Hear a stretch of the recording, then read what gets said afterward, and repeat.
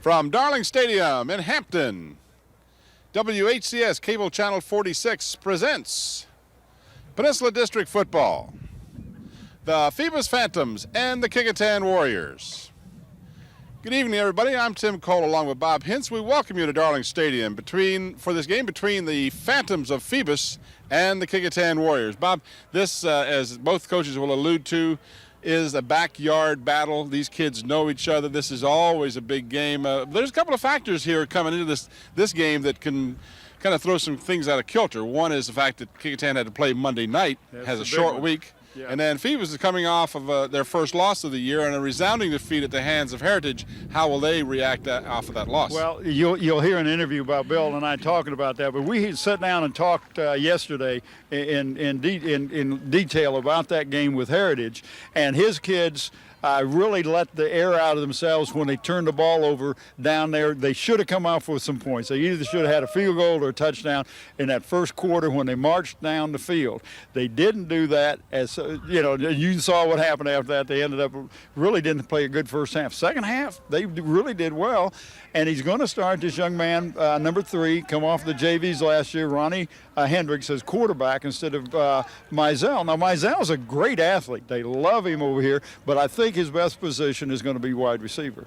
And this is a very crucial game for both of these teams because you've got Phoebus in here at 3-1, Kecoughtan at 2-2 overall, and I think Phoebus is 3-1 in the district, and I think Kecoughtan is 2-1 in the district. But you can't lose any more games and still have a chance for some postseason play. So this is a very crucial game. This game could be the deciding factor, I guess. If it hasn't already, it could decide it for the season. Well, and I thought that too. But if you remember a few years ago, we had 3 teams from the Peninsula District and went to the regionals, Division 5. Mm-hmm. So and Kecoughtan Division 6. So Kecoughtan could still, if they can win some, they can qualify for postseason. I really believe we'll have 3, and we could possibly even have 4 teams in the regionals, depending on what happens in the south side. And we're talking with the Eastern District, and Granby has a good chance there, and the Southeastern has some Division 5s. There's no Division 5s in the Beach District. They're all Division 6s. Yeah, but again, what it boils down to is this is a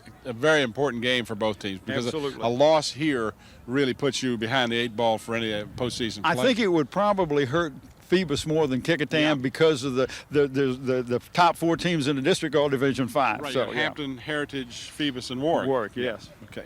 Well, this is going to be a good one. Right now we're going to go back in time. Bob had a chance a little earlier to talk with head coach Bill D. of the Phoebus Phantoms. I have Coach D with me, the Phantom coach. And Coach, I know last week you had a tough game with Heritage, but the second half of that game, you guys only gave up 33 offensive yards. Yeah, I don't know. The first half, they got on the roll against us. That's the way they are. I don't know. The kids seemed to play a little tight in the first half. We stayed positive with them, and I thought it showed in the second half.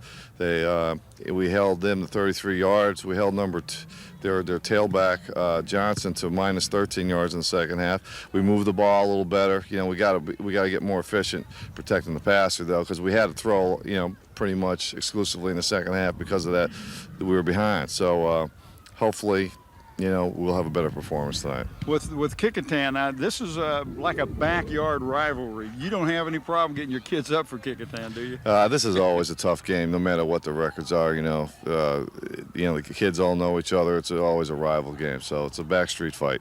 It'll be a good football game. Well, just one other point. Ronnie Hendricks is going to quarterback for you. Now, he quarterbacked the whole second half last week. Young man is going to come along looking good. I've been pleased with Ronnie's progress, and after a game like that, you try to sit down and say, well, how can we improve our football team? How can we improve offensively, especially? And we thought with using Leon Moore at wideout and letting Ronnie play quarterback, I think he's ready. So we're going to go in that direction. Hopefully we're right. Okay, good luck, Coach. Okay. All right, let's go to Tim. Of course, Bill D. talking about his young quarterback going to come in. Mizell moving from the quarterback position as he started in the first half against Heritage, moving to a receiver. He did a good job last week when that switch was made. And again, Bill's alluded to the fact what a great athlete this kid is. Yeah, he really is a good athlete, and he'll go up and get the ball. Hendricks was a better passer. They just didn't know how he would stand up to the pressure coming up from the JVs and not having played on the varsity. But I thought he did a good job in the second half. But with this Kecoughtan team, they're going to throw a little different look at him defensively. He's going to have to adjust to some of the things that Kecoughtan is going to do. Now, Kecoughtan's got some good coaches.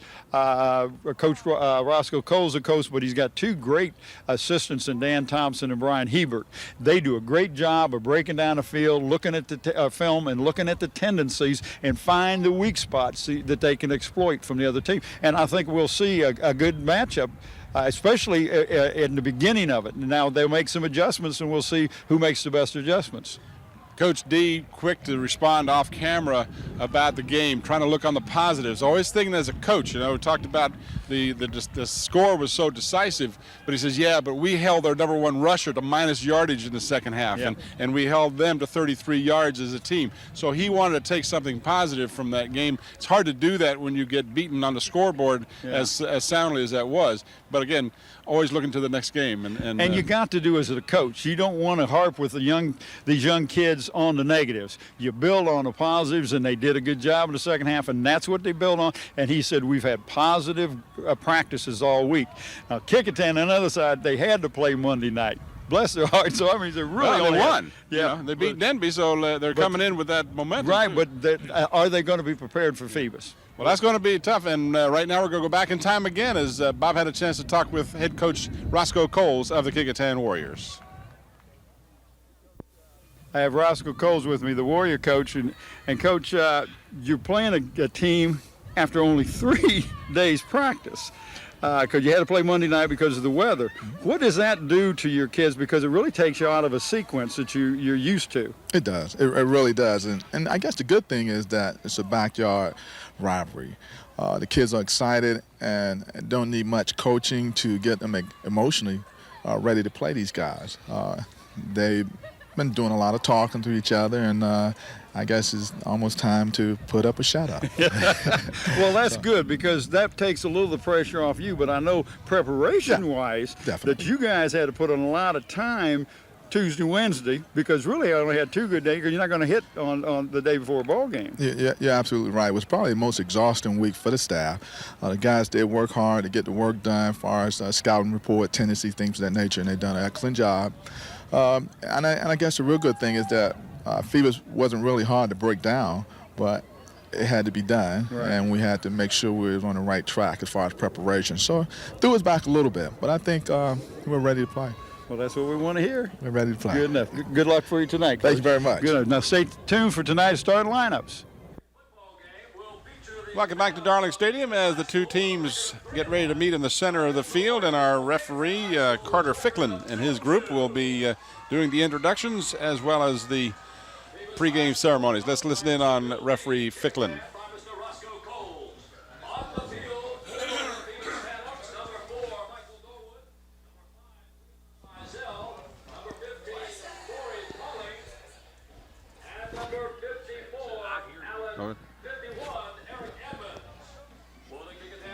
There's a penalty on the other team. Whichever captain closer comes to me, I'll try to give you what I think is best for your team first. Remember that. Some of the penalties have as many as 3 options. I'm going to give you what I think is best for your team first, okay? Guys, we want hard, clean football out here tonight, okay? And good sportsmanship. Will you help us with that? Okay. You're going to call it. Okay, I've got a head and a tail. I'd like you to call it in the air, and I fail to catch it. If you fail to call it, we'll do it again. You call the head and the tail. You want to receive. Okay. Kecoughtan has won this toss to defer their choice to the beginning of the second half. You're going to receive. Where do you want to kick from? Kecoughtan captain. Okay, you want to step down here with me. Phoebus will receive. Good luck, Captain. All right, referee Ficklin has completed the pregame activities. Let's give you the officials for tonight's contest. Referee Ficklin, Carter Ficklin, to be exact there. We see Chris Owens is the umpire. Chip McErlin is the linesman. The line judge is Jim Mayhew. Gilbert Simon is the back judge. The field judge is Craig Moore. And the clock operator is Tim Ewing. Didn't make our top 10 list there. All right. Who do we got the game tonight? The sponsors tonight, Zooms with 6 convenient Peninsula locations, and in part by Parklawn Wood Funeral Home, where the manager is Nancy Staten. Let's get it out right. Nancy Staten. Tim, we'll pick a player from the game for both of these teams tonight, and that player will receive a plaque and a shirt. Plaque comes from Engraving Inc., located at Tab Square on Route 17. For all your engraving needs, contact Jim at 596-8850. Dave Buckwalter is the owner. Shirt comes from Islander Hardware and Sporting Goods. They're located in Kecoughtan. They can meet all your sports needs with a full line of athletic goods, both team and individual, equipment and uniform, plus screen printing. Call Dave Chubb at 868-8467. John Roberts is the owner. Jason Broski will be set to kick off for the Warriors. Deep man for the Phantoms is Leon Mizell, standing back at his 7-yard line. This young man, Broski, can really kick it, Tim. And he's got a pretty good breeze behind him tonight, too. A good 20, 25-mile-an-hour breeze from right to left. He gets all of this one and drives it in and out of the end zone. So that'll give you some idea. Besides the strength of his kicking, the wind is a factor tonight, as the Phantoms will have the ball to start at their 20-yard line. And here's the Phantoms in offense center, Pavlik. The guards are Ely and Edmonds. The tackle, Littlejohn and Bowles. The tight end is Harris. Split end is Brown. The flanker is Ellis. The fullback is a DB. Tailback McWright. And Hendricks is the quarterback. And we will see Mizell is going to start at the wideout tonight instead of number 9, Ellis. Hendricks over center. And he gives to McWright. McWright tries the left side and picks up a yard or so. Now for the Warriors on defense, Corey Davis and Sumter are the tackles. The ends are McDonald and Lewis. The inside linebackers are Pendleton and Tillery. No, Banks instead of Tillery. Sorry. Manny Anderson and DiCarlo are the linebackers. The corners are Richmond and Player. And the safety is Carter Jones. Gain of almost 2 yards. Let's call it second down and about 8. This is play action. Hendricks completes the pass at the 26-yard line. That'll be a gain of about 3. Pass completed to Shaheed Harris.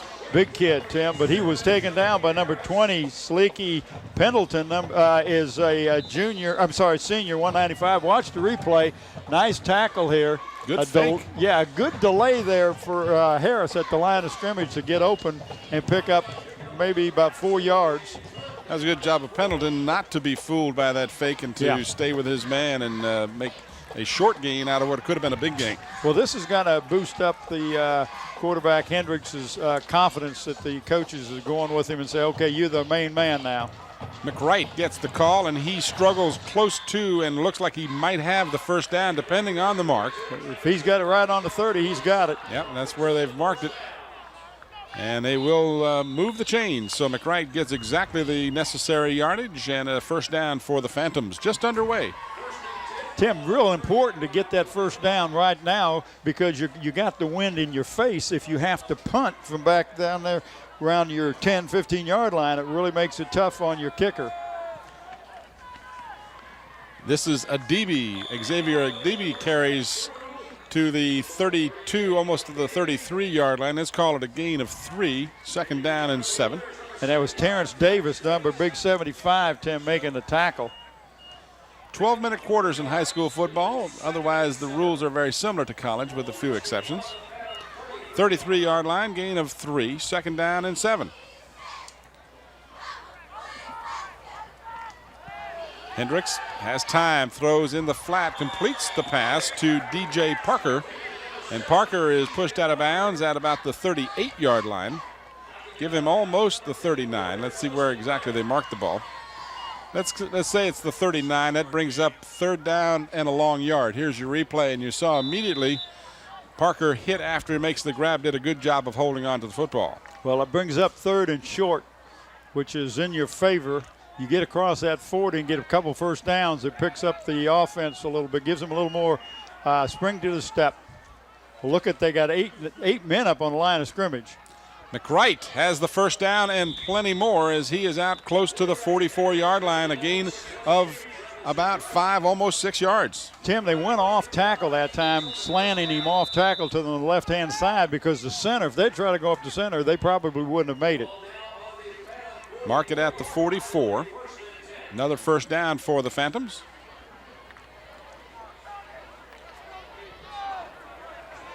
And this is something that we've come to recognize in Bill D is controlling the ball.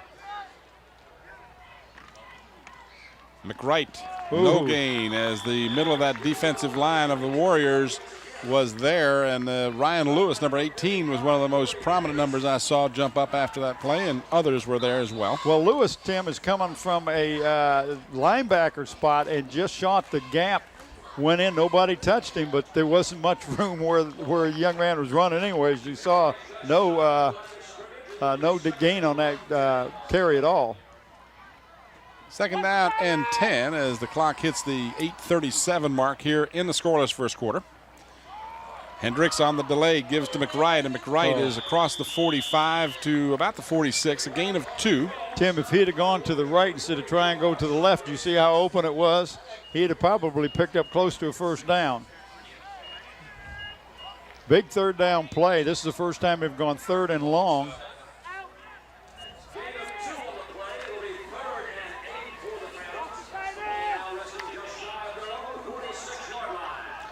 Third down and 8. Phoebus with the ball on the initial possession of the ball game. Swing pass left side for Adibi. He's got some blocking, and he is going to be at the first down marker and then some. Got a yard more than he needed into Kecoughtan territory at the 45. Great call that time, Bill D. Just a little swing pass, almost like a screen to the fullback out on the left-hand side. Watch the replay on this, and you'll see a nice fake to the right as he rolled to the right. We've got 2 blockers out in front of him and picks up the needed yardage. Hendricks has got to be picking up confidence that each time he throws the ball. 9 plays so far. This is McWright. Nice cut to the outside. He drags a would-be Kecoughtan tackler out of bounds at the 25-yard line, but that will be a 20-yard gain. Tim, what a nice move he made to get outside. If we can catch that on the replay, he just goes to the left hand. No, this is the play before with Adibi making the first down. Here it is. There's, as you see, he's already at the end of the run, but what a nice cut he made to pick up the extra yardage. First down at the Kecoughtan 25-yard line. This drive started at the 20. Well, that's 55 yards they've gained already. 6 carries for 35 yards in the ball game for McWright. Hendricks keeps it this time and gets about 2. Tim, smart move because the pitch man was covered.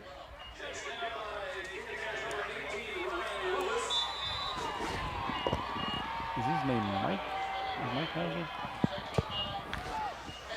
Mark it at the 23, so he picked up a yard. Second down and 9. The Warriors on defense here trying to come up with the play to stop this drive. The Phantoms have surgically chewed up the field here, taking the initial kickoff from the 20 and have marched down the field. This is McWright left side. McWright with good yardage, close to another first down. He'll come up a couple of yards short. Look like tackled by Jacob DiCarlo, number 3. They give him progress to the 16-yard line, so it brings up a third down and about 1. Gain of 8 on that last play by McWright. He's doing very well. Has, I think, 7 carries now during this drive. Well, Tim, most of his carries have been off the left-hand side.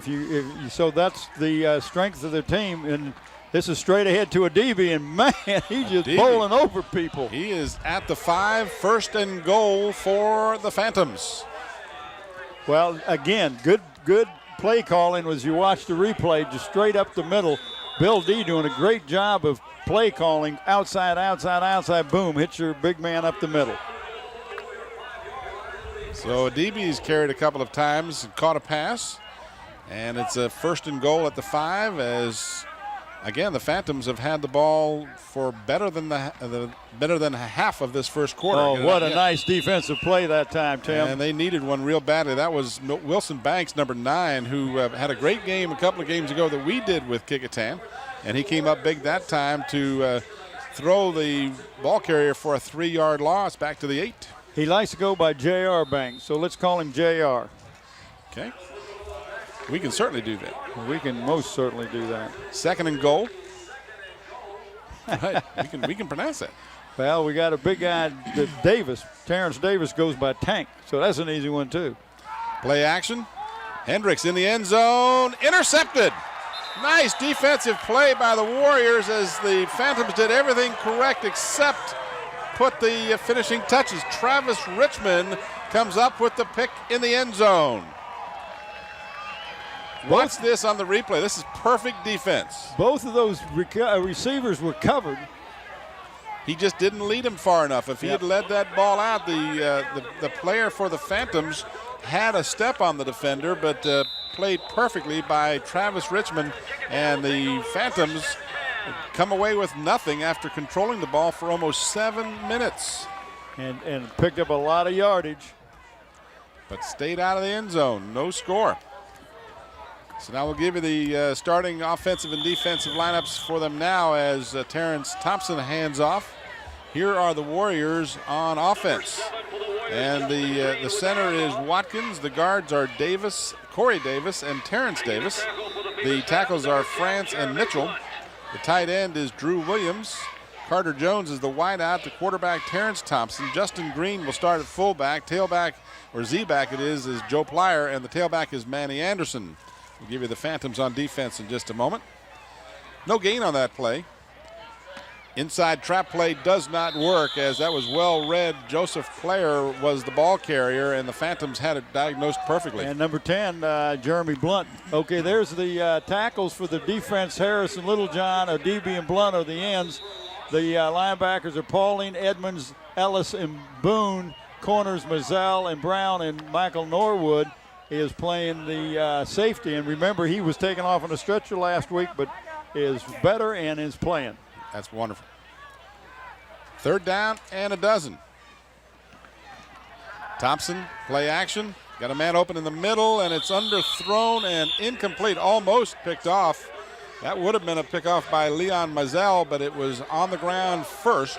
Official right on top of the play.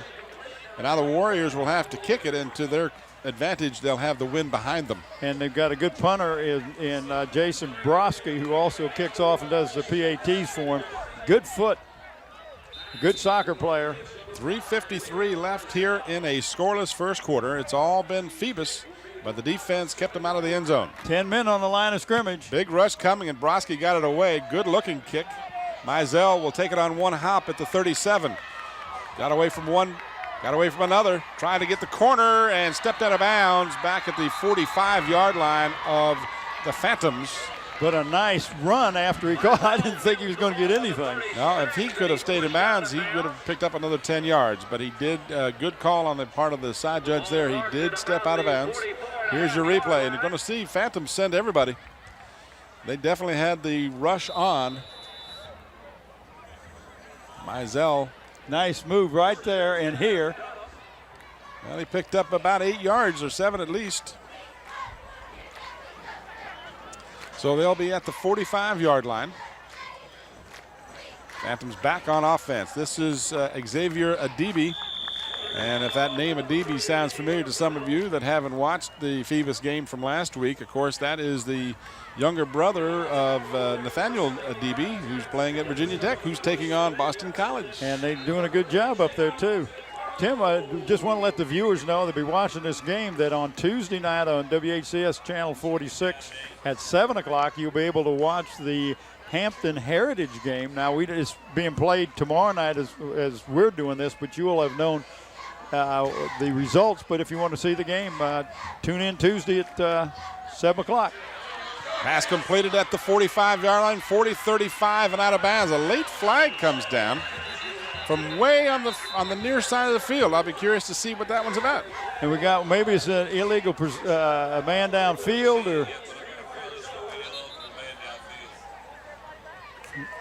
The pass was completed to Jeremy Blunt. Well, there was a flag at the end of the play too. Now watch here, you'll see a flag coming in. Well, you won't see it because it's on the near side of the field. Yeah, but there's one on the other side too? over too. Yes, that's the one I saw. I didn't see this one at first. This one came.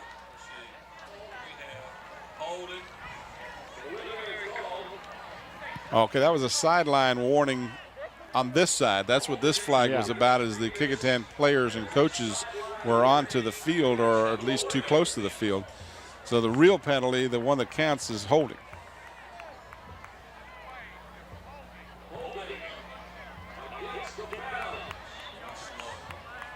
I'm unable to hear referee Ficklin, but I'm hopeful that they can at home. Now the penalty will go from the point of his infraction, Tim, so it's now 2nd and 1 instead of a first down. So, I mean, it hurts you, but you still can pick up the first down. It's not like it's 2nd and 20. And they do complete the pass to Blunt. And instead of being down at the 30-yard line, they're going to be back at the 45. But it is 2nd and actually a little less than a yard, short yard. A down you might consider a gamble. They will be conservative and give the ball to McWright, who will get the first down with a pickup of almost 6. That was a nice pass to Blunt, Tim, and it was a nice run. I didn't see the holding, but they get a little over anxious sometimes and get their hands out in front of them, the blockers, and that happens. You know, cool out here tonight. Football weather. Oh, this is beautiful football weather. Good night to stop by and get some hot chocolate or some cocoa. Where would I go? You'd go to Zoom's. All right. Of course you'd go to Zoom's. McWright is zooming up the left side, and he picks up about 6, almost 7. Love it. Zoom's, you can get that fine Citgo gas, the Beantown coffee, you got Krispy Kreme donuts, potato wedges, fried chicken, pizza, you name it, you can get it at Zoom's. We got somebody in replacement for Bob Killen tonight, don't we? No one can replace Bob Killen. Oh, is that true? Well, that's what he told me to say. Yeah, but I'll tell you, this guy's doing a good job. Yes, he is. Mike Hauser over here to my left. He's going to be doing our statistics for us tonight, and we appreciate him filling in for the absent. Maybe we can take him from Bill Nettles and give Killen to Bill Nettles. You suppose we could? Make an even trade? They do it all the time in the sports, right? That's right. We're still under our salary cap. Check and see if his option is up. We can't interrupt him here. He's counting. He's using all of his toes and all of his fingers, so we got to make sure he doesn't lose track here. Got a first down. First down, yes, sir. As the Phantoms have done it all correctly on offense, except for one little teeny problem. Interception in the end zone. That's the one. But they have looked impressive on offense. Hendricks flings it to the near side, and the Warriors have got that one all diagnosed correctly. That was Philip Brown who made the grab. I'll get it right yet. But lost yardage. Well, Tim, what happens on that play as we watch the replay, he really threw that a long ways, but you're supposed to get a block and get going before the defense can get over there, but it didn't happen. Kind of a in the flat screenplay. Yeah. That was actually a lateral because he caught the ball behind the 30, and the quarterback threw it on the other side of the 30, not dissimilar to the Buffalo Bills to Tennessee Titans thing that we won't even start to get into from last year's playoffs. On the option, Hendricks has no option as the Warriors covered his pitch man and then covered him with a big defensive stop. And number 20, one of the principal Warriors in there is Saliki Pendleton. So the loss on the play, and now it's 3rd down and 18 to go. Well, that's 2 plays that resulted in negative yardage. Clock winding down here. We're in the last 30 seconds of the first quarter. Time just flying by. This man wide open at the 15-yard line. That is Mizell to the 10. That'll be a first down. What a nice catch, but a great move to get wide open was Mizell. And this will work in the favor of the Phantoms because if they do score, they will have the wind at their back as we watch the replay. Look how open he was, Tim. How they let him get that wide open, I'm sure Coach Coles will be asking that question because there were 5 or 6 defenders, but none of them close to that one man. But my point was they're going to have the wind to their back. Yeah. in just a few seconds. If they get this, they do get the last play of the quarter off. McWright is down to the 5. It's close enough where I think the Phantoms could, in fact, get a first down without scoring. It looks like they started just outside the 10, but this one is inside the 5, and that is the signal to end an incredibly quick first quarter, as we have finished 12 minutes, and our score after one is Kecoughtan nothing and Phoebus nothing, but they're driving. Well, they sure are, Tim. I do want to recognize Zooms, because they are giving an award to the senior football player on each one of the teams from Hampton this year who has demonstrated academic excellence. These players will be awarded plaques at the school board meeting after the season. We want to thank David Allen and Zooms for the continuing support for WHCS and our student athletes. And while we got a chance, let's talk a little bit about our crew tonight. Let's do that. By golly. Let's talk about this young lady first. Did we miss her last week? Who's this we stuff? Hey, aren't we together in this? When we do well? No. Yes, we want to make sure Miss Beverly Penn is duly recognized for her incredible efforts. And by the way, McWright in the first quarter, 11 carries for 68 yards. Well, Bev, of course, does the instant replay. Our mobile cable technicians, Asia Carroll, Asia Carroll and Era Towns. The cameras, Nathaniel Braxton, Susan Bowers, Ron Baton. Engineers, Don Rouse. Graphics and audio, and Andy Foley, who wants a new pair of glasses. Bad Andy, good pizza. Yeah, and of course our big man, Scotty Bowers. Beam me up, Scotty Bowers. All right, second quarter just set to get underway. It'll find the Warriors again with their goal post at their back, trying to keep the Phantoms out. McWright, and he is close to no signal. Now a signal. Now they got it. Far side of the field, the official ruled a touchdown. I think the ball might have come loose. But it doesn't make any difference. Once he crosses, they can take it away from him. But if he crosses the line with the possession, that's it. So on the first play of the second quarter, McWright goes in from 4 yards out. Mizell will come in and hold. And who is the kicker, Tim? No, it looks like number 40. Is that it? That's who it appears to be. And that would be Mike Daughtery. He was the kicker last week.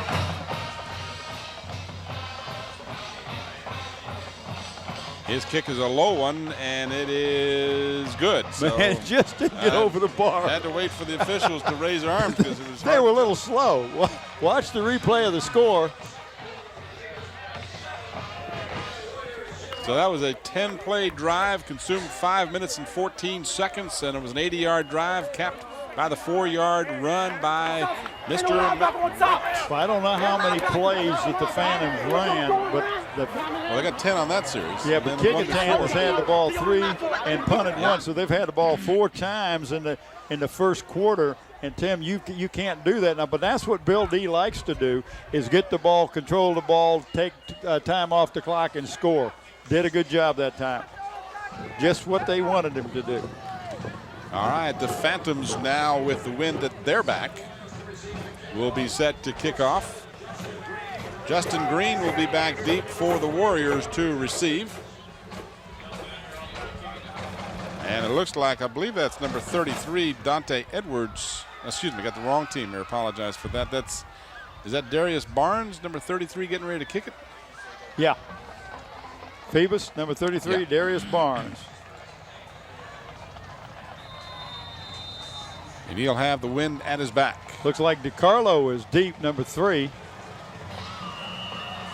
And we got flags, or we got whistles at least, stopping that kickoff before it was underway. We've got an offside against the Phantoms, so they'll be kicking it from 5 yards further back.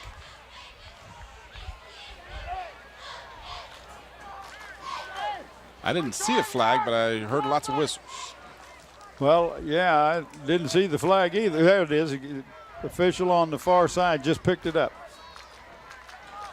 A cool, crisp evening here at Darling Stadium. Probably the coolest night we've had, and a substantial breeze. It is a factor tonight, I'm sure, with the passing game And the kicking game will come into factor because it's blowing a good stiff, I'd say 20 miles an hour from our right to our left. Yeah, it really is. When we were down on the field, you could really tell it. I could see your hair going back as the wind was blowing. And I said, if Tim's hair is going back, it is windy. Did you say going or growing? No, not growing. Oh, darn. I was hoping you said growing back. That wind was wind swept. Of course, going over the top of it, it's almost like a sonic boom. Careful now. All right, this is going to be taken by the up man at the 18-yard line. That's 22, looks like, Tim. Looks like 22, and that would be Carter Jones. So an interesting kick, relatively short kick with the wind. Well, and if you remember now, if we watch the replay, Tim, on the first time he kicked it over on our side of the field. The second time he kicked it on the far side of the field. But he's keeping it away from number 3, Jacob DiCarlo. So he's either going to kick it to Manny Anderson or Justin Green, I believe. Was that the other one? Yeah. All right, Terrence Thompson will be, again, under center, starting at the 28-yard line. Play action. Thompson had some time. Now he gets in trouble, and the he ran right defense into closed down on him. You can only take so long. And again, that was Jeremy Blunt, number 10. And I think also in on that stop was 33, the aforementioned Darius Barnes. Here's your replay. And he went back to pass. Nice fake, but right here, couldn't find anybody. And then when he made the move, he regardless which way he turned, he was going to run into a phantom. So a loss on that play of almost 4 yards. I think Adibi was the other tackler, Tim, if I'm not mistaken. Second down, let's call it 14. I think you're right. It might have been 38, not 33. Thompson on the option. This is Green. He's got a blocker in front of him. He makes a nice move to get through an opening and picks up a first down with a flag for a late hit. Yeah, he was well out of bounds, Tim. The man that was defensive man that was covering the pitch fell down. And watch this. Nice job of pitch right here. See him fall down. And nice run that time by number 7, Justin Green. And 15 tacked on at the end of the run for the out-of-bounds hit. So from the 42-yard line, they'll put it in Phoebus territory. And they'll place it down at the 43-yard line. Well, are we not picking up Carter, or is he not turning it on? What the deal is? Scotty can tell us. I don't hear him in my headset, and I'm not sure we're picking him up. Okay. We are having some problem. We apologize for that, but we'll see if we can't get that adjusted for you. 43-yard line, so the Warriors now down by 7. And nothing working that time as Manny Anderson got the call, and the Phantoms had that one well read for a loss. Well, Tim, what was good about that is what Nathaniel Deeby got into the backfield and really took up their Xavier. I'm sorry, Xavier. He'll want you to get that right. The X-Man. But he just broke up the timing on that. Did not make the tackle, but really caused the problem. We looked like number 87. Yeah, Shaheed Harris is coming off, dinged a little bit. Hopefully nothing serious as he goes over the sideline. Mark the ball at the 46-yard line, so a loss on that play of 3. Second down and a baker's dozen. Thompson pitches. Manny Anderson's got some room, got a block. Justin Green got him one, and he is inside the 40 to about the 38-yard line. So he got back everything they lost and then some. Sure did. Looked like he was finally tackled by number 2, Philip Brown. Wonder if Zooms delivers. Could someone got a cell phone? Well, when you start talking Baker's dozen, I think donuts. Donuts. Why do I do that? Just the mentality we have. What can I say? I tell you, is the place. Whew, you get your gas there, Tim. I know you got one right around the corner. They got you walk in, they don't say Norm, they say Tim. You got a running tab there, don't you? Are you back again? Oh no, they love to see you. Third down, and let's call it about 6. We got a flag down on the play. Tim, it looked like to me, this is not the first time, but it looks like a back is moving a half a count before the ball is snapped. And I'll be surprised if that's not the call. And that's exactly what it is. And that's not the first time I've seen it, but it's the first time I've seen a flag on it that I thought had happened before. But it's just like just a fraction of a second. Now, you had a choice to make here. If the play counted, and I think it did, I would take fourth down. I'd take fourth down too.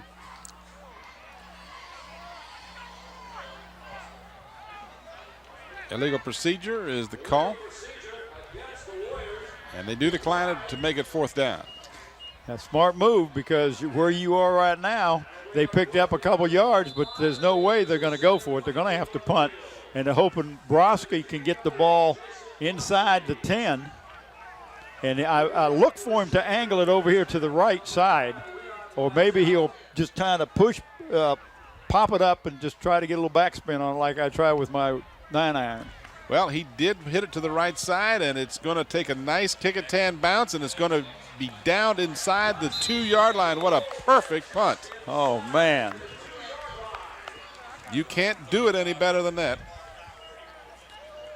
35-yard punt and no return, and the Warriors have put the Phantoms deep in their own territory. Phantoms up 7-0 with 9:44 left here in the first half. Watch this punt, Tim, and just exactly what you want. You do not want it to go to that man.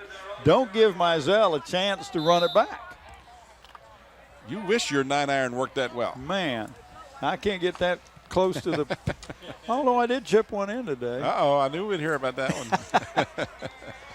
I'm going to tell you about the rest of it. Okay. I didn't hear you talking about it. Whoa. Fumble in the end zone. And that's a safety. Well, you better hope it's a safety, because if it's recovered by the Warriors, it's a touchdown, and that's what it is. And that's number 3, DiCarlo, coming up with the loose ball. So until I'm corrected otherwise, I'm going to give him credit, since he's the man who was holding the ball up. Well, if the Phantoms would have got it, it would have been a 2-pointer. Now it turns into a touchdown. So there's that punt. How important is your punter in your kicking game? So the Warrior defense, and you saw on that play, if we get a chance to see it, someone blitzed right up the middle, and that disrupted everything. Well, yeah, and it looked like the Hendricks just didn't get the handoff was not clean. We got a flag down. I think the extra point was good, but let's see what the flag is.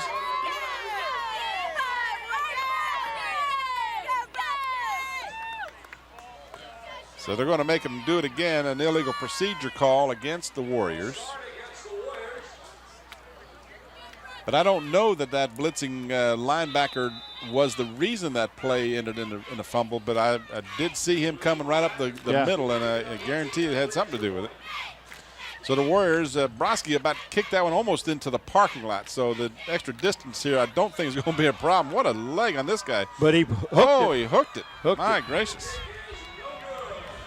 So with 9:37 to go in the first half, here is your touchdown on the fumble. Watch this, right up the middle. I think that was. See, and it was not the it was not the guy.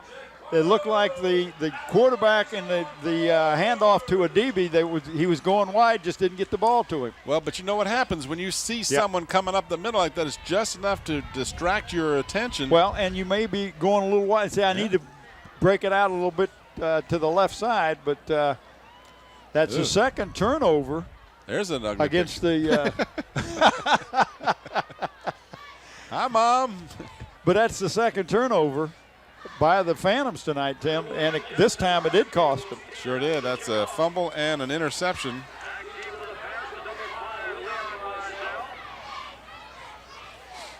Big difference in the ball game. Just a perfect example of how valuable that punt was. You're sitting there on your 2-yard line. You cannot make any kind of error, and they did. And I'm going to, again, until I'm corrected otherwise, we're going to give credit for the fumble recovery to DiCarlo, number 3 for the Warriors. Jacob DiCarlo. Got offside on the kick. So you don't see many of those, and we've seen 2 of them in the first half. Well, actually, 2 in the second quarter.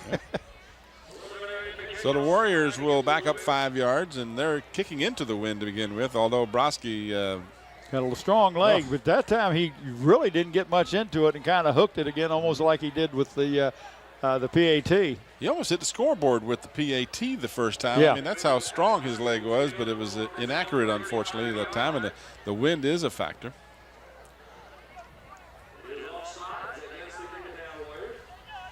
So now I'll back him up 5 yards.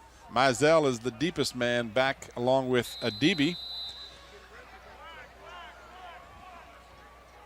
for the Phantoms. And also back there is Philip Brown, number 2.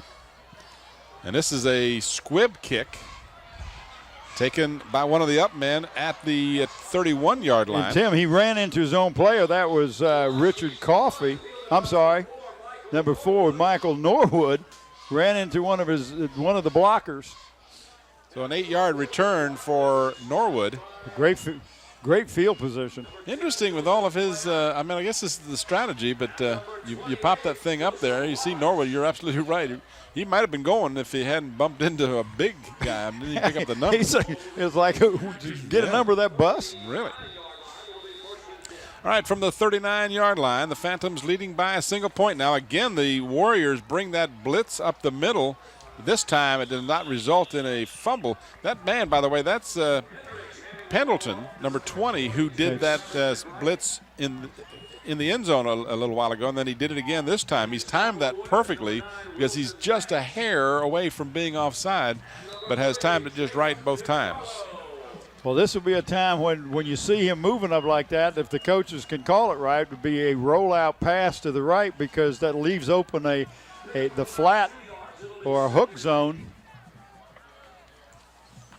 This time they have the option play.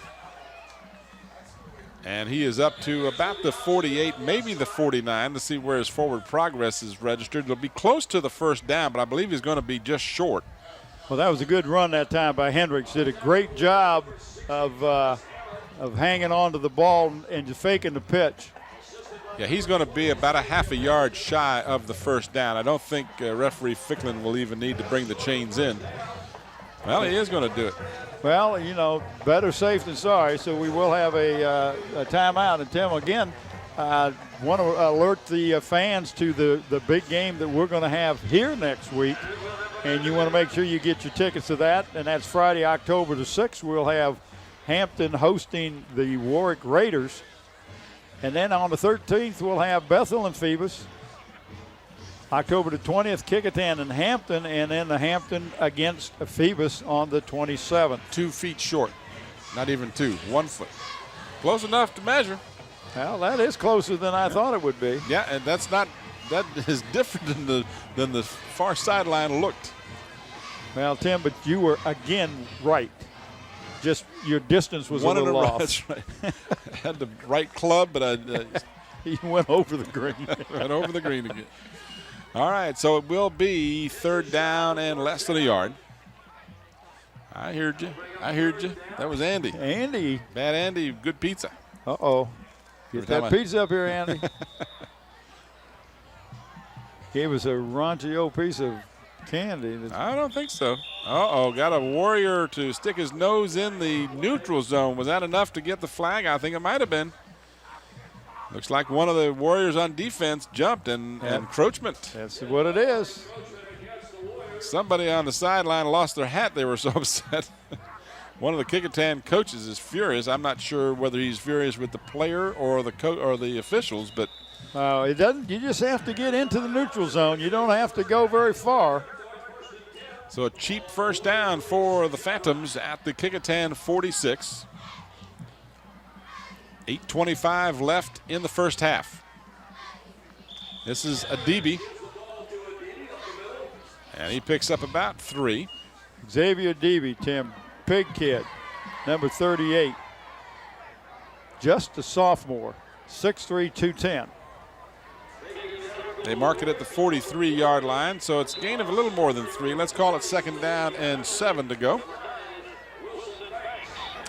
7:57 left. Our score 7-6. Phantom scored first. The Warriors recovered a Phantom fumble, missed the extra point, and that's where the score is. And now the Phantoms will eat the football as in on the sack is Jamar Sumter, number 40. He is sacked back to the 48-yard line. Here's your replay. just didn't have anyone to throw to and had to eat the football. Right. And Sumter got away from the blocker. Did a good job that time. Sumter plays one of the tackles, Tim. Double wide receivers to the far side for the Phantoms. Quarterback tonight, Ronnie Hendricks, junior quarterback.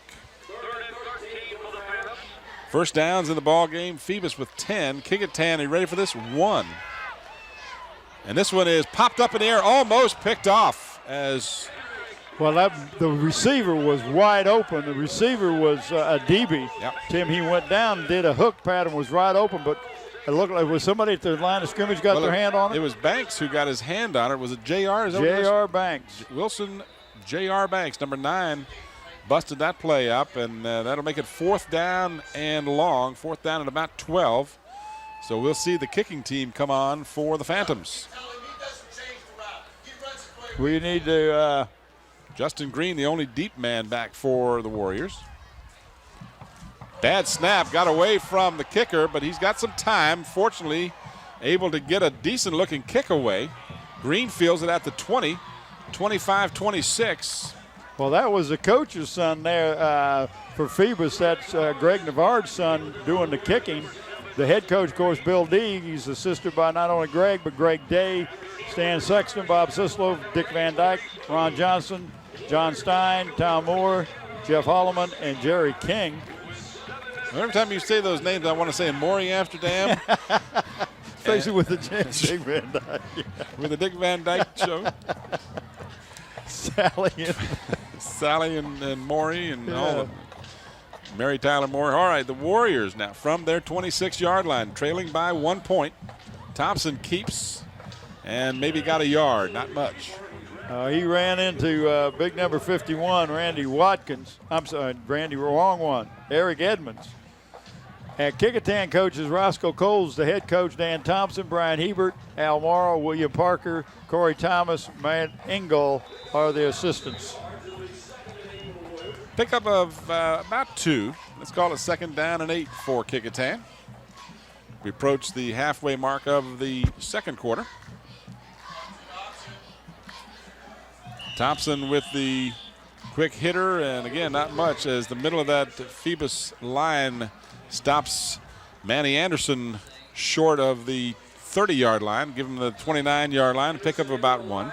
Tim, the only real good success that the Warriors have has been that option play. Running up the middle, they have not had much success against this Phantom defense yet. 1 first down in the first half, and yet they only trail by a point. Thompson, 3rd down and long. We've got whistles and a flag. We might have had illegal motion on the offense.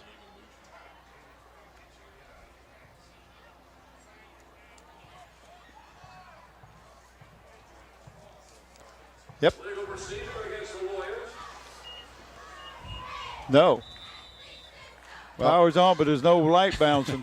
Bob's yes and no, by the way, those of you at home. Responding to a question. We're trying to clear up this microphone problem with the referee, and we're being asked from the truck. And in case you were wondering what Bob was saying, yes, no. Well, he was asking me about the light. The power's on, but nothing else is working. Late flag comes down as Thompson is sacked all the way back to the. What did he say about the announcer? I said nothing else is working. Yeah, did you hear Scotty? Yeah, we don't need to repeat that. No, we won't. They got another penalty flag. That's holding against the Warriors, and I suspect that the Phantoms will just take the play and make it 4th down.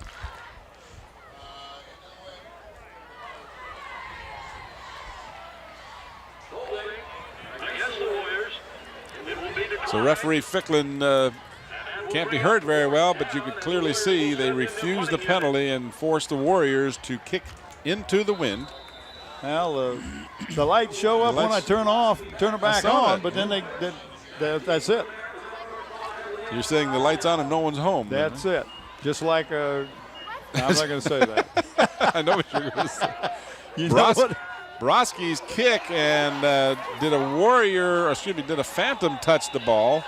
And they say yes. they did. Yep, good heads-up play by the special team for the Warriors to see a Phantom touch the ball. Here's the replay. Let's see if we can see what happened. Well, if he's blocked into the ball. Yeah, and he was, and that should be the right call. He was blocked in. Now the officials are huddling as you watch the replay, and they should get it right, which would mean it's not Kecoughtan football, but let's see how they unsort it. Got a flag back at about the 34-yard line.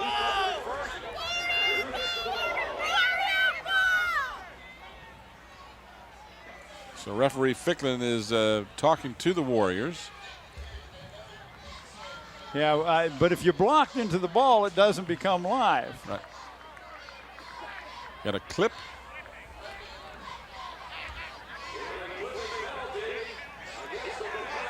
Are they going to give the ball to the Warriors? Ooh, boy. I don't think they got that one right. No, they didn't. And Bill D is on the sideline, and I can see him from here. He is vehemently arguing his case to the side judge who's just given him a flag. But I got to tell you, I don't know what Bill said, but he's right according to what we saw to be upset with the call. Now they're going to get an unsportsmanlike against the coaching staff there for something that has transpired after that play. But I got to tell you, if I'm the coach, I'm furious about that call because it looked from our vantage point. And again, the officials are closer to it than we are. But we got the replay, and it definitely shows the young man was blocked into the ball. Clearly blocked into the ball. And that's the one rule. You know, think about it. Every time you go down on a punt, if you didn't have that rule, the other team would block you into the ball and cause just what's happened here.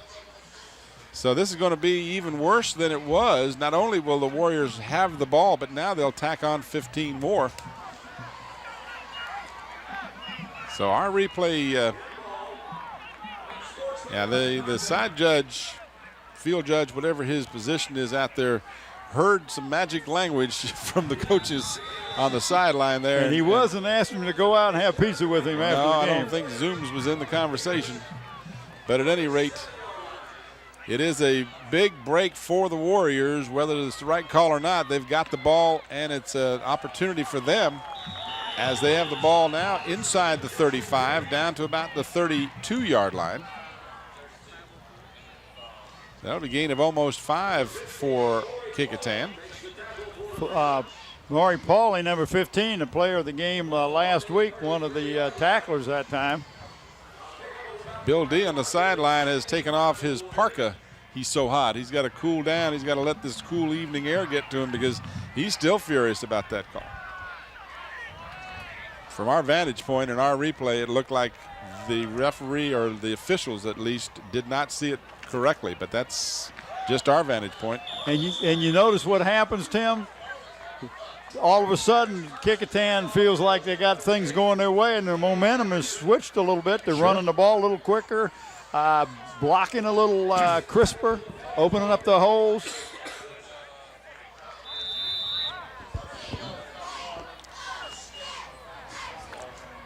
Going to be third down and about 3. Warriors getting a couple of breaks here. Less than 4 minutes remaining in the half. Kecoughtan down by 1 point. Thompson has the first down and plenty more as he is down to the 22-yard line. Will return. Now fumble on the play. Fumble has occurred on the play. We will return with the conclusion of the first half after this brief timeout.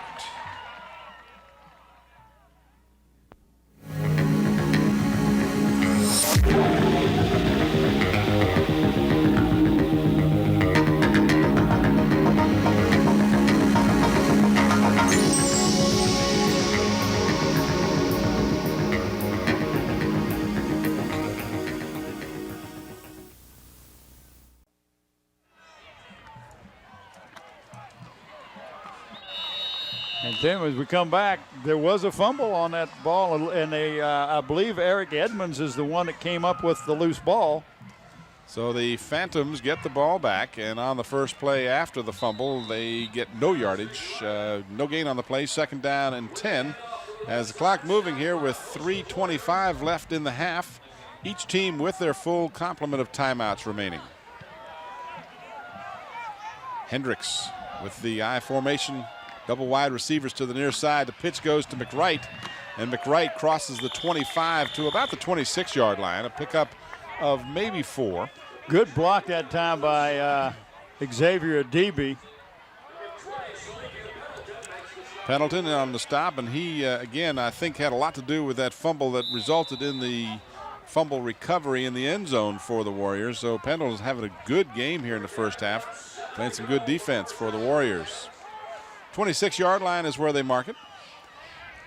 3rd down and about 7. Swing pass, that is a lateral. This can be another pass, and Mizell, who is a quarterback, throws. And did he complete the pass? Yes, they did.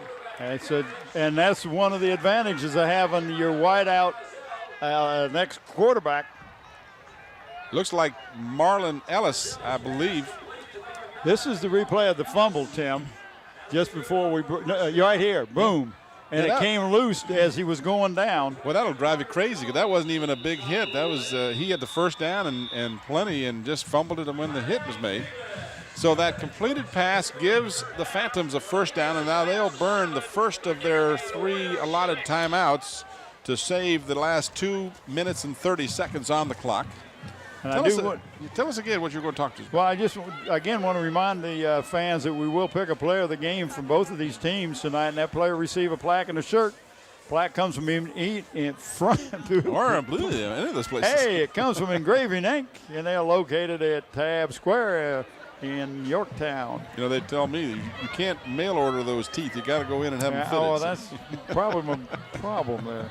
The shirt comes from the Islander Sporting Goods, and they're located in Kecoughtan. We want to thank both Dave Buckwalter of Engraving Inc. and John Roberts at the Islander Sporting Goods for their efforts in helping us show our appreciation of the game, player of the game, young men and women. We do women for basketball now. You lost your reading there, and you just got to pick some names. Up the middle, and the defense closes down quickly, as it looked like for a moment that would be a big gain on the play. But that was McWright again. McWright carried the ball, but the defense closed in quickly. Are you saying if I don't have a script, I got to wing it? No, it sounded like you might have gotten discombobulated for a second there. Well, you know how those teeth are. Pass at midfield. It's complete. Nice looking pass. That one's to DJ Parker. Did you see who quarterbacked that time? Was that Mizell that threw it? Yeah, I think he did. It looks like they have put Mizell in at quarterback.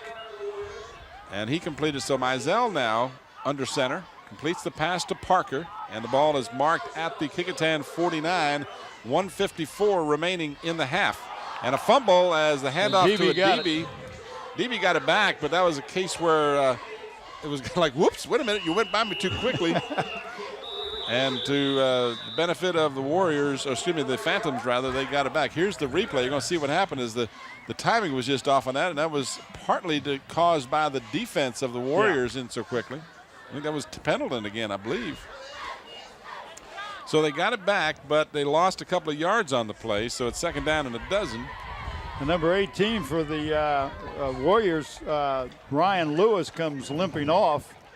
McWright in the first half has got 15 carries for 78 yards, so they have very much so counted on Travis McWright to do the bulk of the ball carrying here. Well, I'm interested to hear the statistics at halftime, because the score being difference of only 1 point, the statistics are going to be heavily in favor of the Phantoms. Well, the big statistic I can tell you will be 2 turnovers. Those will be the big statistics for the Phantoms. One in the end zone, and then another one similar. One of the statistics, I don't know if you'll have it on as the punting yardage, but that punt that set up that first down on a 2-yard line by the Phantoms. It was only a 35-yard punt, so in the appearances that there would be, this is no spectacular punt. It's how well placed that was, and now the Warriors, anticipating the snap, jump into the neutral zone, and that'll cost them 5 in the first. I'm sorry. there were 2 players that Yep. jumped off. It wasn't just one, but they were really anxious to get in there. You're right. And the Sorry, no, that's okay. The statistics will bear out the fact that the Phantoms have controlled the ball. 11 first downs for Phoebus, only 3 for the Warriors. But, you drive 78 yards and then you give it up in the end zone, it can definitely come back to haunt you. Mizell hands off. Deeby. I'm wondering if they've got Mizell in there because something's wrong with Hendricks. I'm trying to find number 3 over in the sideline, and I believe that's him standing to the left of one of the coaches. So I don't think he's hurt. I think that I wish we could hear him. I don't know what's wrong with that, but they'll send somebody up here. We'll work on it. So it looks like the Phantoms have used their final timeout here, as the ball is marked at the 43-yard line of the Kecoughtan Warriors. It's 3rd down and about 4. Long 3, short 4. And this is a big play for the Phantoms. If they can keep this drive going and then get something into the end zone, they've got the wind behind them at this point. Now, Kecoughtan will get the ball to start the second half. If I'm not mistaken, didn't they win the toss and defer to the second half, didn't they? I want to remind everybody that next Friday night we will be back here for a big encounter between Hampton and Warwick. And also remind everybody, Channel 46 will air the Hampton Heritage game being played Saturday night at Todd Stadium. That will air at 7 p.m. on Channel 46 this coming Tuesday. That game being produced by the folks over at Newport News with Channel 47 over there, I believe it is. And that'll air here on 46 on Tuesday at 7, Hampton and Heritage. Well, it looked like that Mizell was going down as he passed the ball that time. Mizell has the pass almost picked off. How close was that to being picked off? Manny? Manny Anderson almost got him one, but couldn't hold on to it, and it stops the clock with 1:12 remaining. 2nd down and 10, the ball at the 36-yard line of Kecoughtan. Phoebus has used their timeouts, so they've got to hurry up if they complete a pass inbounds.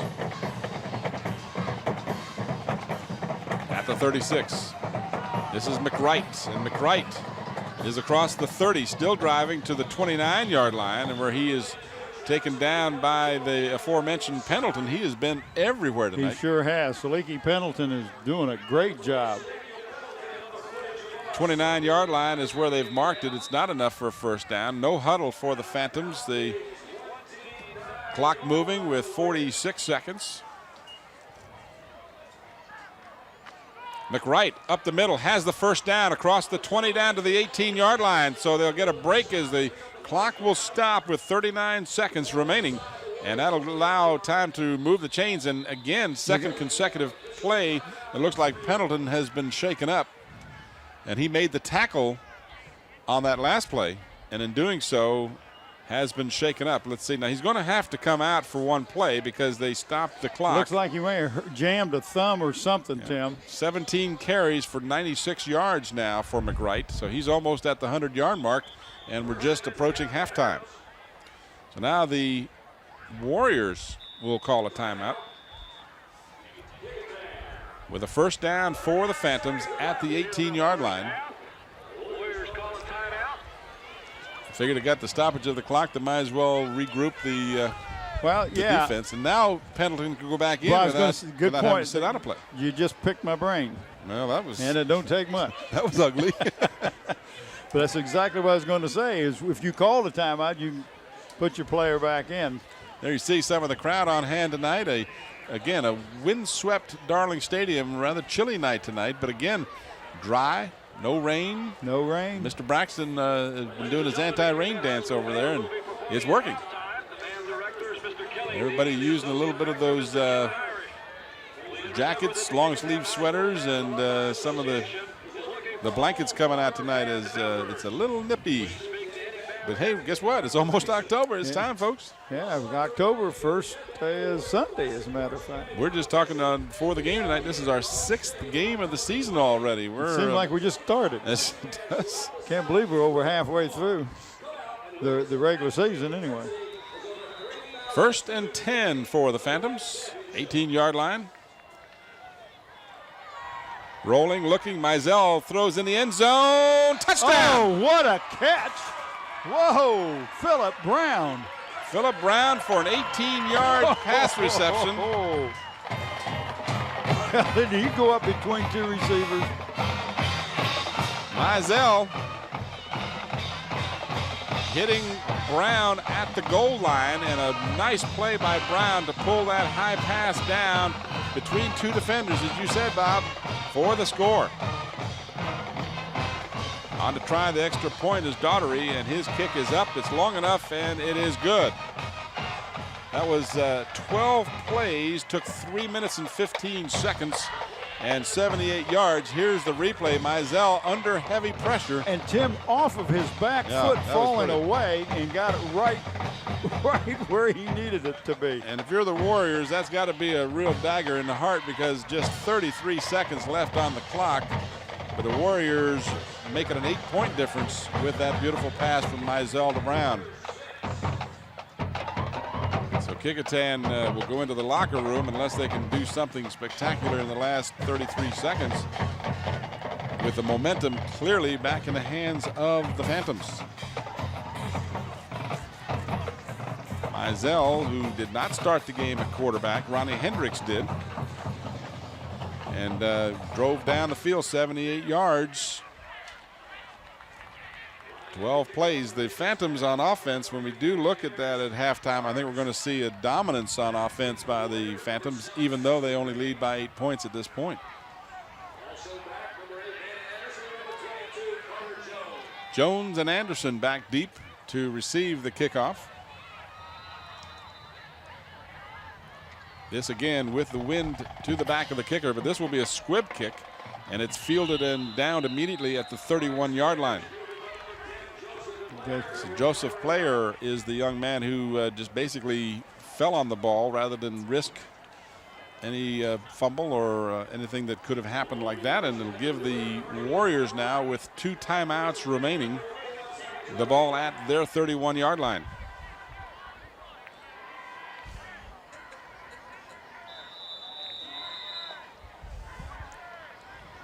Mike's getting a lot of earful from the truck tonight.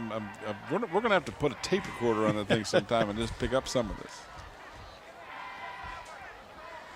Probably a good thing it doesn't go out all on the air. Probably. Terrence Thompson over the center. And he hands off quick hitter out to about the 39-yard line. That is that's Manny Anderson, yeah. Number 8.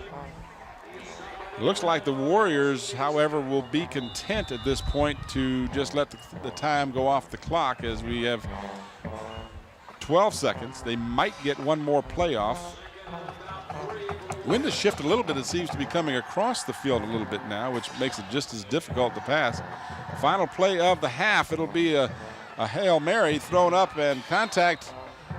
No flag. Looked like the contact was incidental contact, so no penalty as the first half comes to a conclusion. So our score at halftime is Phoebus 14 and Kecoughtan 6. We'll return to Darling Stadium with the third quarter of action after this brief timeout.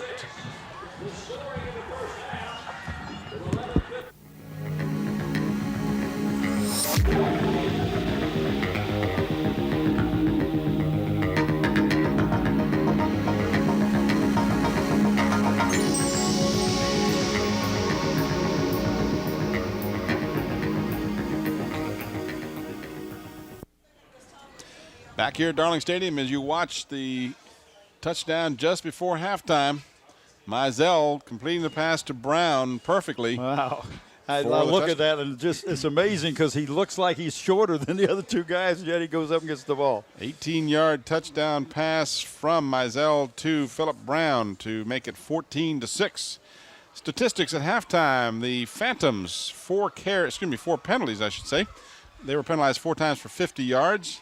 They had 13 first downs, 29 rushes for 115 yards. They completed 7 of 10 passes with the one interception, a crucial interception, in the end zone by the Warriors. They completed the passes for 86 yards total. They punted the ball once for 31 yards, and they did convert 3 third down conversions and possessed the ball 15 minutes and 36 seconds.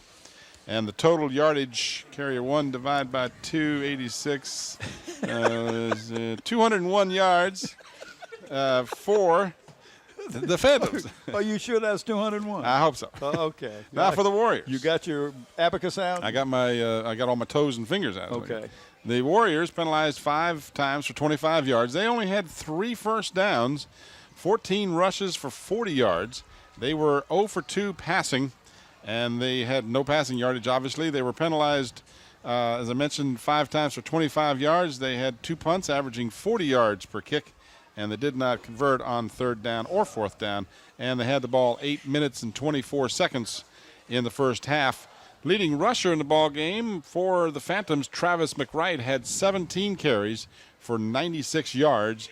And again, Mike Hauser, thank you very much for your quick and accurate statistics here from the first half. As you see both teams back on the field, loosening up, and the Warriors, who won the toss and deferred to the second half, will have the advantage of having the ball first here in the second half. But they will have the wind to their face at the 3rd quarter, but to their back at the 4th quarter, which most coaches would have the wind behind them going into the 4th quarter. Recapping the scoring very quickly for you, McWright, with 11:55 to go in the second period, scored from a 4-yard run, and the extra point try was good by Daughtery. Then DiCarlo recovered a fumble in the end zone, one of 2 turnovers committed by the Phantoms in the first half. And that fumble recovery resulted in a 7-6 score as Broski missed the extra point try. And then with just 33 seconds remaining in the first half, Brown on the 18-yard pass from Mizell. And the extra point was good, and that's how we stand as both teams are back on the field. It's Phoebus 14 and Kecoughtan 6. Be interesting to see what side that the kicker's going to kick it to this time. He kind of picks the side and tries to keep it away from Justin Green. I'm sorry, from Justin Green, who is their deep man. Green is standing back at his 10. Both teams have gone to the squib kick in the first half. They quit trying to, except for the initial kickoff, which went through the end zone. Broski, well, he's got a strong leg. So this one's kicked away and taken at the 10-yard line by Green. And Green has a hole.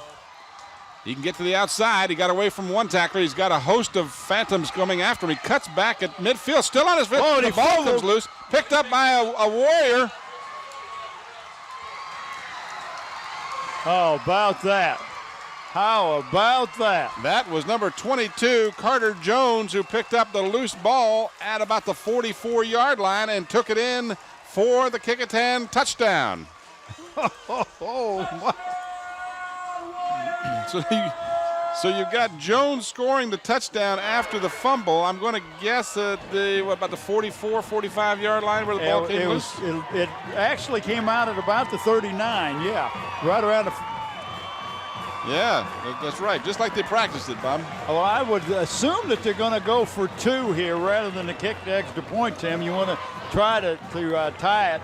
And in the confusion after the unexpected touchdown, well, if we got that on replay, the Warriors will take a timeout to discuss the PAT. All right, here's your kickoff. Doesn't get much more exciting than this. Taken at the 10. Green did a great job. right here makes a nice move right there. Look it. But there, the boom, the ball pops out right there. Right there, about the 47-yard line. I'm going to get a 47-yard fumble recovery for the touchdown for Carter Jones as he picked up the loose ball and went in for the score. And now it's a 2-point difference. And when you're down by 2, you might as well go for 2 because – right, because a field goal will put you ahead anyway. So right. either tie it or you stay down by 2. So I would suspect we're going to see Thompson, yes, at quarterback. Broski. Well, it may be a fake field goal too, Tim. I mean, a Extra fake point, you mean? extra point. I don't think you fake the extra point here. If you're going to go for 2, you go for 2. Well, I would think so. I don't.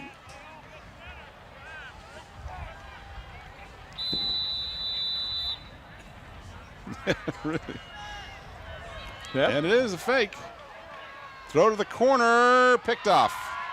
Now that could be returned for 2 points, Well, they're not going to let him run it but out he of the couldn't end get zone. out of the end zone. So the attempt is a fake, and it's no good as the Phantoms pick it off in the end zone, but I don't think they fooled anybody. nope. But, in any event, it's a 2-point difference now. Here's the left-handed pass by Broski, and it's picked off in the end zone by Brown. So he's picked off 2 passes in the end zone tonight, one for his team and one for the other team. Well, an exciting start to the second half, Bob, as the Warriors return of 90 yards. They kind of shared it equally. One took it 45 yards, and then the Jones took it the other 45. I'm tired.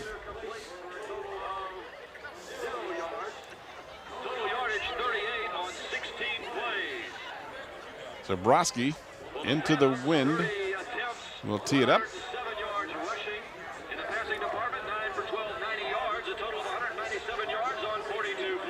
The deep men, Brown, number 2. In the center of your deep men is Mizell, as Broski kicks a short kick, taken and fumbled. And I believe the Phantoms got it back. But, boy, if you're That looked like Norwood, Tim, but that was a planned kick. Yep. You just pooch it right over into an area where the guys are not used to catching that ball. Justin Green almost recovered that one for Kecoughtan. Watch the replay here. The ball pops loose, and Green is there, but Norwood is able to cover it and keep possession for the Phantoms at their 36-yard line.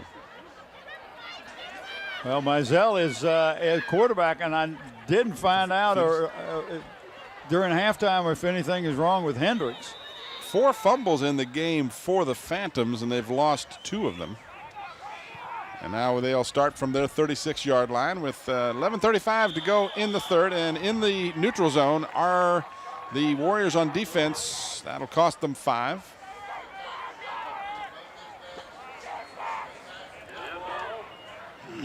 Does not appear as if we've been able to correct the problem with the referee's mic. We apologize for that, but we tried to do it, and it just hasn't worked out. But Carter Ficklin is very distinct in his signals, so it's very easy to pick up. Mizell at quarterback to start the second half. He gives to McWright, and McWright is out close to the first down marker. It will be very close. Needed to get to the 46. Tank Davis was one of the tacklers that time, along with number 40, Jamar Sumter. Going to bring the chains back in on this one, and this one might be too close for me to call, but let's see. Come on, Tim. Now let me take a good look at it here. He's got it by the white circle on the ball. What? Is that- That's a new one. You've that- never used that one Is before. that distinct enough for you? Yes, it is. All right, let's see how we work this out. White circle on the ball. Working without a net here. Well, there's the white circle on the ball. The man is incredible. We got to get you on incredible something or other. Awesome. It is a first down for the Phantoms. I understand Carter's just going to call up here from now on. Yeah. Well, you don't need to maybe just ask Tim. That's right. Speed the game up a little bit. Quick hitter, a DB, and a DB picks up a couple of tough yards in the middle. You could hear those pads popping clear up here. You sure could. There you see one of the younger and prettier fans in attendance for tonight's And game. I'm assuming you're talking to the one that's on the shoulder. Yes, I am. A lot of families out here, and we encourage you to bring the family out here. It's good family fun. It's an inexpensive way to spend the night. The popcorn and the hot dogs and the hot sausages are great. Bring the family out to Darling Stadium. Next Friday night would be a good night to do that. Mizell has the first down inside Kecoughtan territory at the 40, almost the 39-yard line. Tim, I do want to remind people that Zooms is going to award the senior football player in each one of the Hampton teams this year who has demonstrated academic excellence. As we watch the replay, these players will be awarded plaques at a school board meeting after the season. We want to thank David Allen and Zooms for their continuing support of WHCS and our student athletes. First down at the Kecoughtan 39-yard line.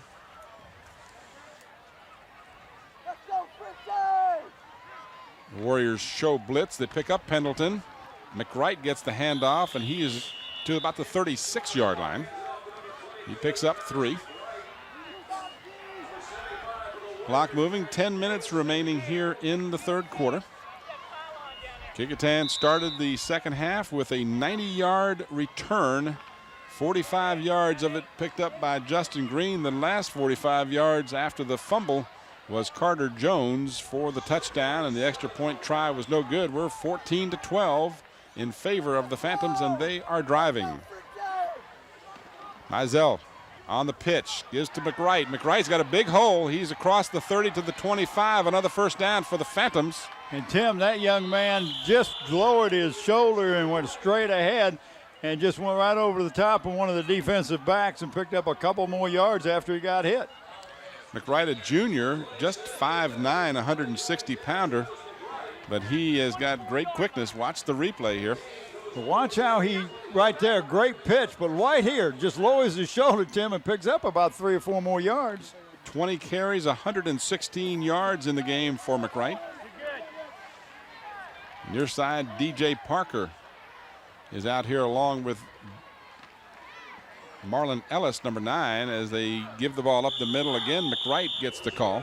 Well, Parker and number 9 and number 2, Phillip Brown, are the ones that are usually used to bring in the plays. This time he's bringing in the big tight end, who is at 87, that's Shaheed Harris. And Jeremy Blunt goes out. Pickup of 3 on the play. Second down and 7. Mizell's got a man open. A DB can't hold on to it. An awkward opportunity there, kind of turning around, running. And a DB was looking over one shoulder, and he threw it over the other side, and he tried to make – if he'd have caught it, it would have been a tremendous catch. He would have probably picked up little or no yardage.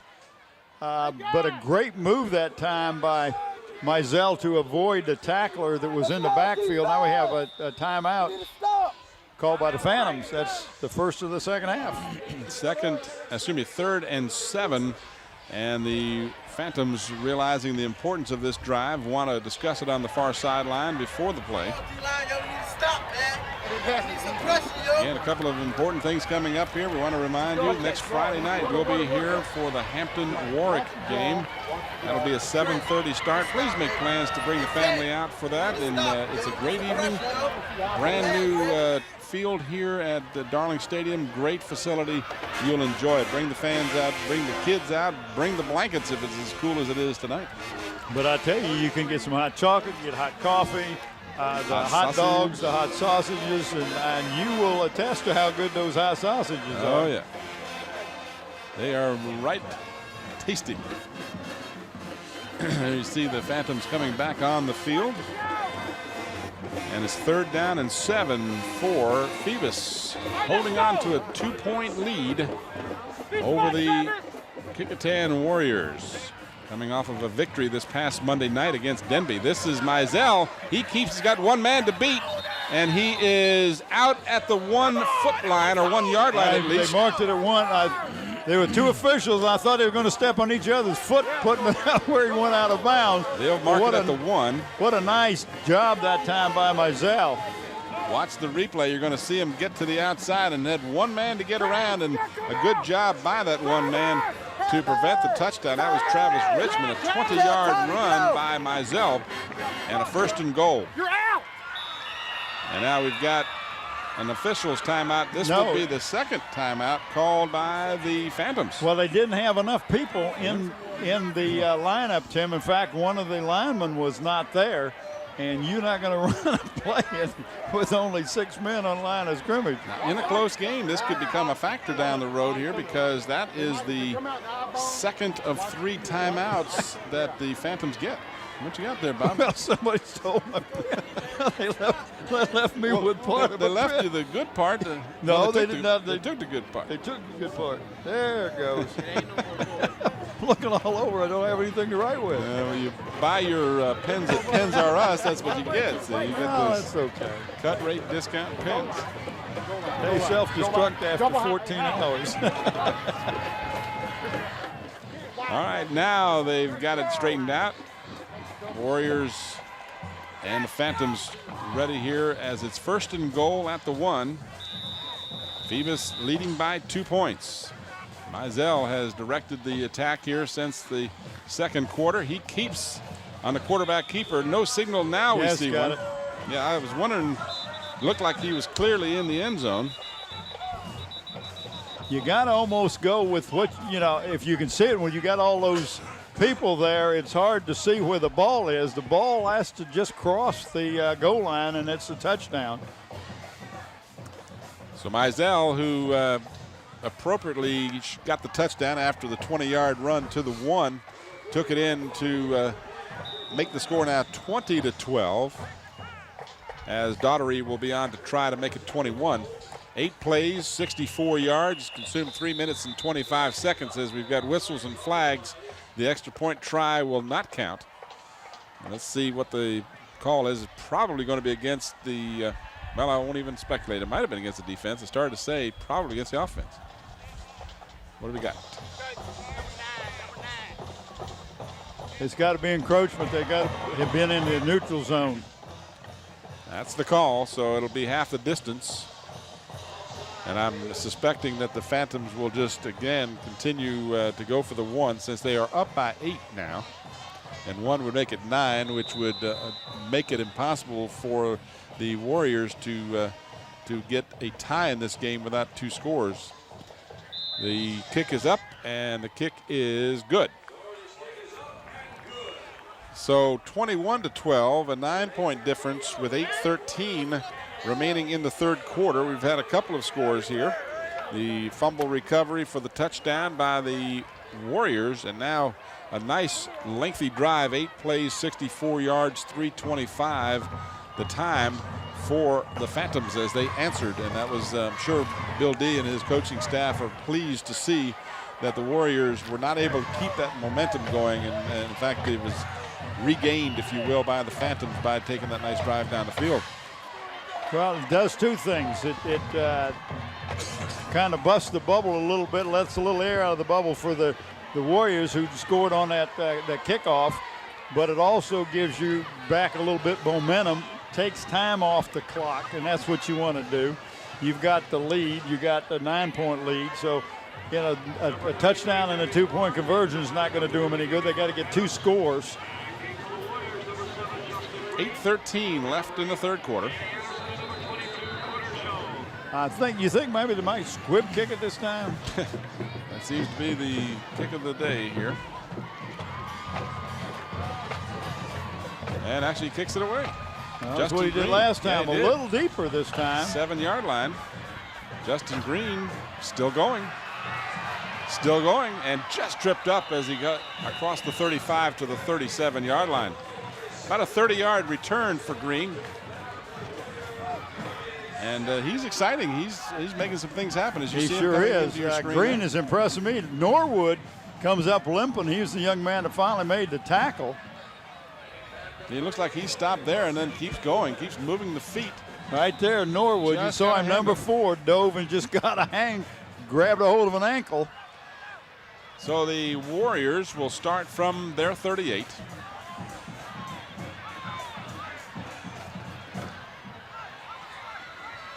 Thompson, and a fumble. Ball is loosed, and it looks like the Warriors, well, let's wait and see. The Warriors appear to have recovered it, but the Phantoms said they got it. No, it's No, the Warriors got it. It was there for anybody at one point. Watch this ball come loose. Right there, and you know who stripped that was number 10 for the Phantoms, Tim. Jeremy Blunt just got his hand in on the ball in the arm and jerked, playing this defensive end on this position, on this, on the left side. 2-yard gain for Anderson. I think he got his own fumble back. Thompson with some time throws, and it's short.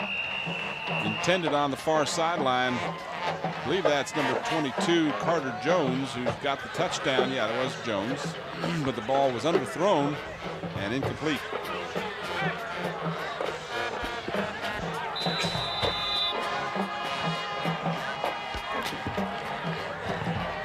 Well, 3rd and long for the Warriors. They have not had good luck getting many first downs in this game. 0 for 3 passing here in the second half. Thompson. Right there it is. Nice move. Got the first down. Manny Anderson to the 40, 39, and taken out of bounds at the 38 by the aforementioned Michael Norwood. But enough for a big first down for the Warriors.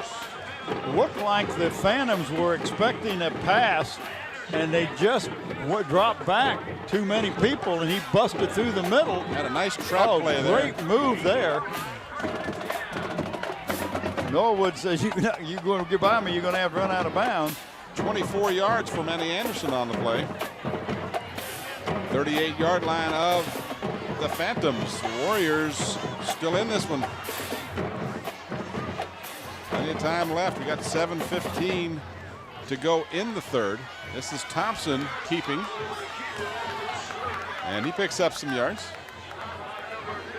Coach Danny Mitchell, one of the assistants at Hampton High School, that's Shannon Smith and buddy Alvis Mann and Lanny Franklin. I don't see Mike. Can we get word down to them to throw up a couple of hot sausage from the concession You think stand? they would? No. Yeah. Let's see if you can get Mike to bring me some. Yeah, Mike will bring you some. What do you mean by that? I think Mike likes you. He's called me a hot dog before.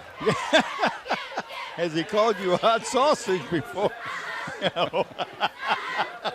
I'm not going to touch that. Manny Anderson gets the call, and he is thrown for a loss of about 2 back to the 35-yard line. I'd mark him actually to the 34. It wasn't quite as bad as it first appeared.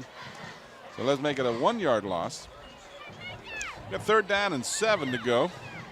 Warriors desperately need to keep this drive alive as they're down by 9.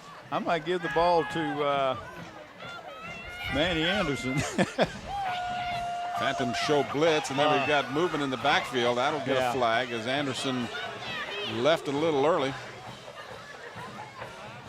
So that'll cost the Warriors 5.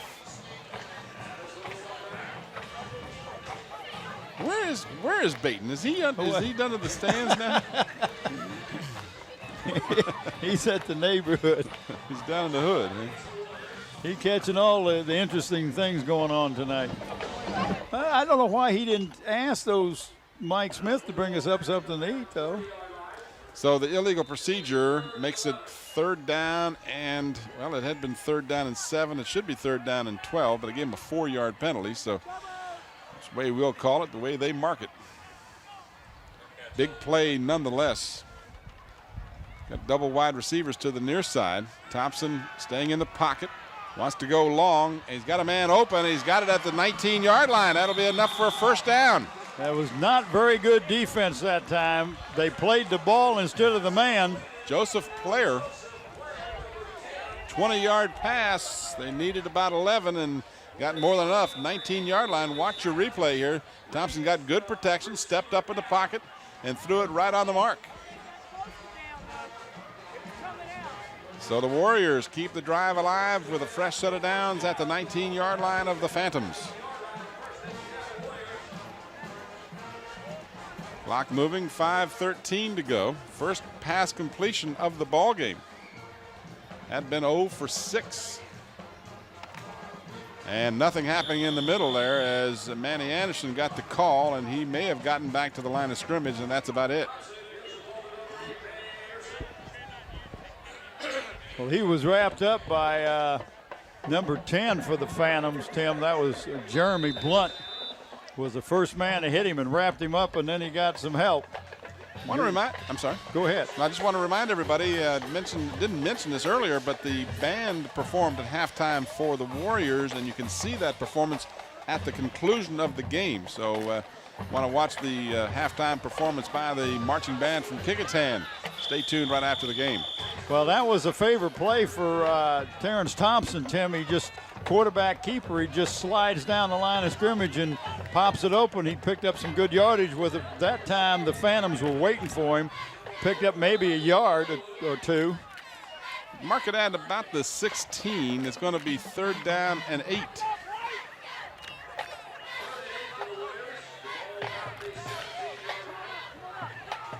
Big 3rd down for the Warriors.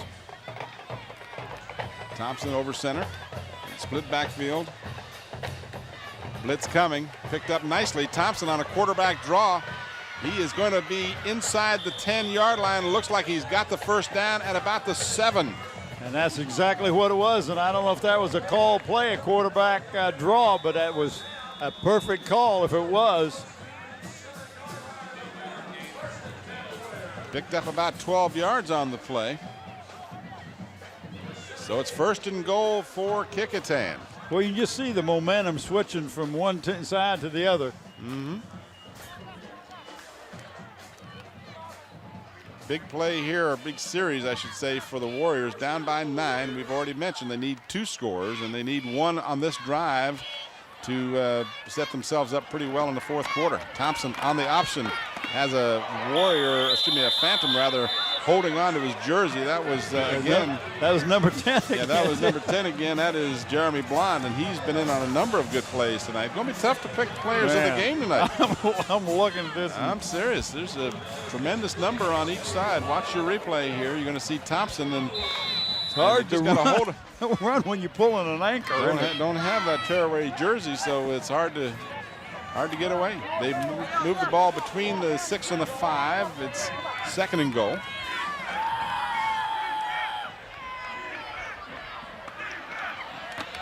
Quick hitter, and boy, you could hear the pads popping as. Wow, that number 51, Tim. That was a hit by Mario. Check that. I'm sorry, Eric Edmonds. Eric Edmonds. I heard that up here. Boom. Picked up a little more than a yard down to the 4. So the Warriors are inching their way down to the goal line. There you saw the replay as now we got an official's timeout. I think we have a player who's going to come out of either an injury or an equipment problem. I think it's an equipment problem. That was Edmonds. Yeah, it's something with his helmet. Yeah, probably broke it with the contact that he made. This is a nine-play drive for the Warriors. Best performance tonight because they've really had 2 touchdowns on their special teams. If you call a fumble recovery special team, I guess you'd call that the defense. But so this sets up an interesting situation now. It's 4th and goal outside the 2-yard line. Now you need 2 scores. You got a leg from Brodsky that'll put the ball up on the scoreboard. He can kick it that far. But you'd rather have 7, and it looks like they will, in fact, go for the field goal, knowing that they have to have the 2 scores. The offensive unit visibly upset. They wanted a shot at putting it in the end zone. They really did, Tim. But you gotta. They're not coaching. They're not getting paid to make that decision. But I like that attitude. Yep, it means that your kids are really ready. Give us the ball, coach. We'll get it in there. Brodsky with a chance to cut the lead. His kick is up. It's long enough, and it's good.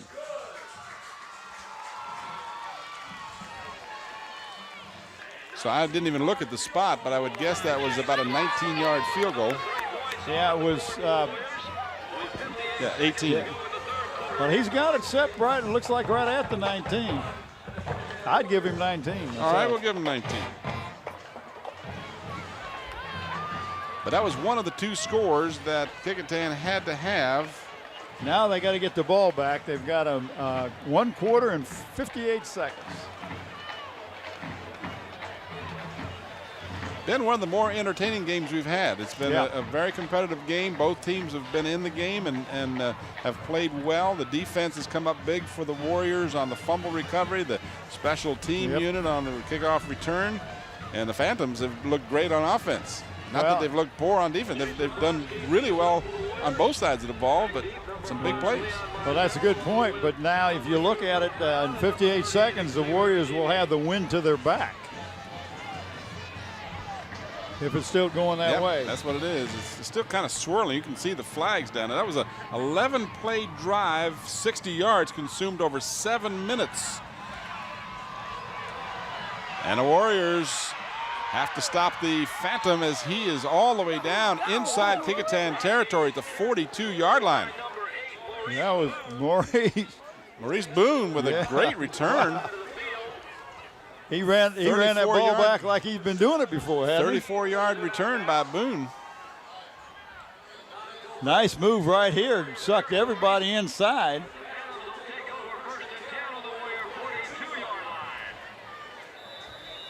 That was a case where that kick looked like it was going to be a whole lot longer, but the wind just held it up in the air, and he just took off with it. So good field position for the Phantoms. Mizell checking off at the line. This is Travis McWright, and he will get nothing. He ran into a wall over on that side. It was the offense did not control the line of scrimmage that time. Well, you know the coaching staff for the Warriors is telling the defensive unit now, okay, our offense has done it. They drove down the field. They got the score. Now you guys got to hold the Phantoms. You can't give up 7 when you get 3. So they did stop him for a short loss. Let's call it 2nd down and a long 10. Or a short 11. Short 11, one of those two. On the option, Mizell pitches to McWright, and McWright will not get back to the line of scrimmage. In fact, he will lose at least a yard or 2. Well, so the defense is getting really tough. They really did a good job of taking away the pitch man and the quarterback on the quarterback keeper that time. That is the final play of the 3rd quarter. Dan Thompson is out there, Tim, as you see him. You can't see him on your screen right now, but he is right there. He is right to the left of your screen. Defensive coach for the Warriors, and he is going to get them fired up. Tell them, listen, fellas, we got 3rd and real long. Let's don't give up a big play, and let's get this ball back because they're going to be punting, and they got to punt into a stiff wind. McWright in the game now, 23 carries for 118 yards. Travis McWright. 4th quarter about set to get underway. Hampton playing Heritage Saturday night. That game can be seen on Tuesday at 7 here on Channel 46. And next Friday night, Hampton will host Warwick. So they've got tough back-to-back games against 2 of the best teams in Newport News. I can almost tell you what game we'll do next year. I bet I can. First game.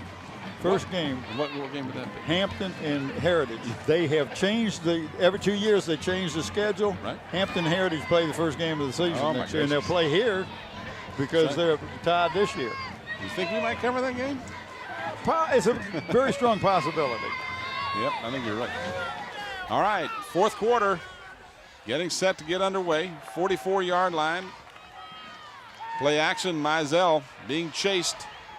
Banks had his beat on him. This is a DB on the receiving end, and the DB has the first down inside the 30 to the 28-yard line. What a big play that was, because it looked like that there was not going to be anybody open, and then when he found a DB, Tim, a DB just cut it back to the center. That was great deception. Right here, now what? Yep. Nobody back there to pick him up. In fact, number 3 making the tackle that time, DiCarlo missed him on the first time. Let's not forget either, this young man, a DB, is just a sophomore, folks. He's going to have at least 2 more years, this year and 2 more with the Phantoms. So he's going to be a nice addition to this group.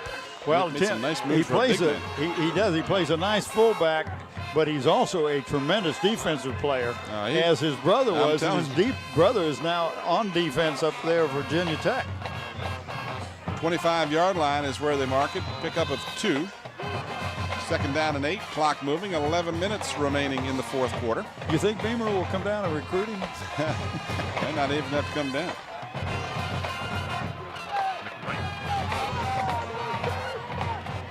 Phantoms showed the blitz, and Pendleton got in there, and oh my, Mizell got away from him, but did not get away from number 80, Edward Ross, who nailed him.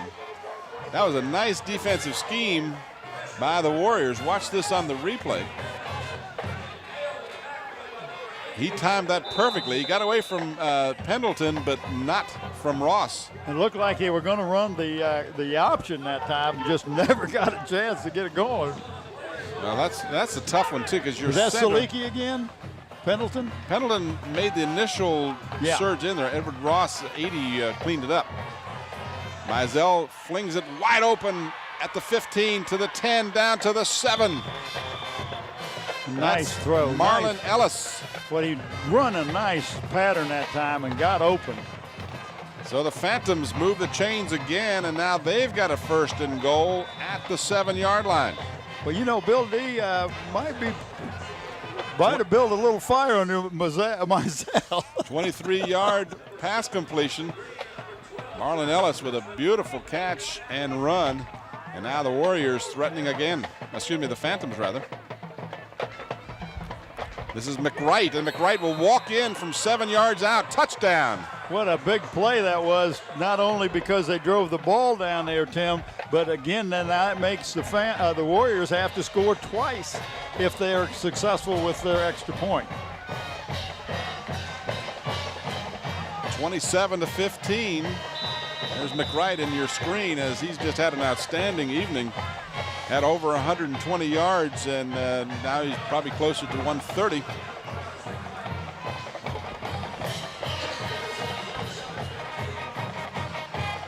Phantoms will go for 2. Mizell, flag is down. The extra point try is good, but the penalty flag will be important here, as Rashid Harris was on the receiving end of the 2-point conversion.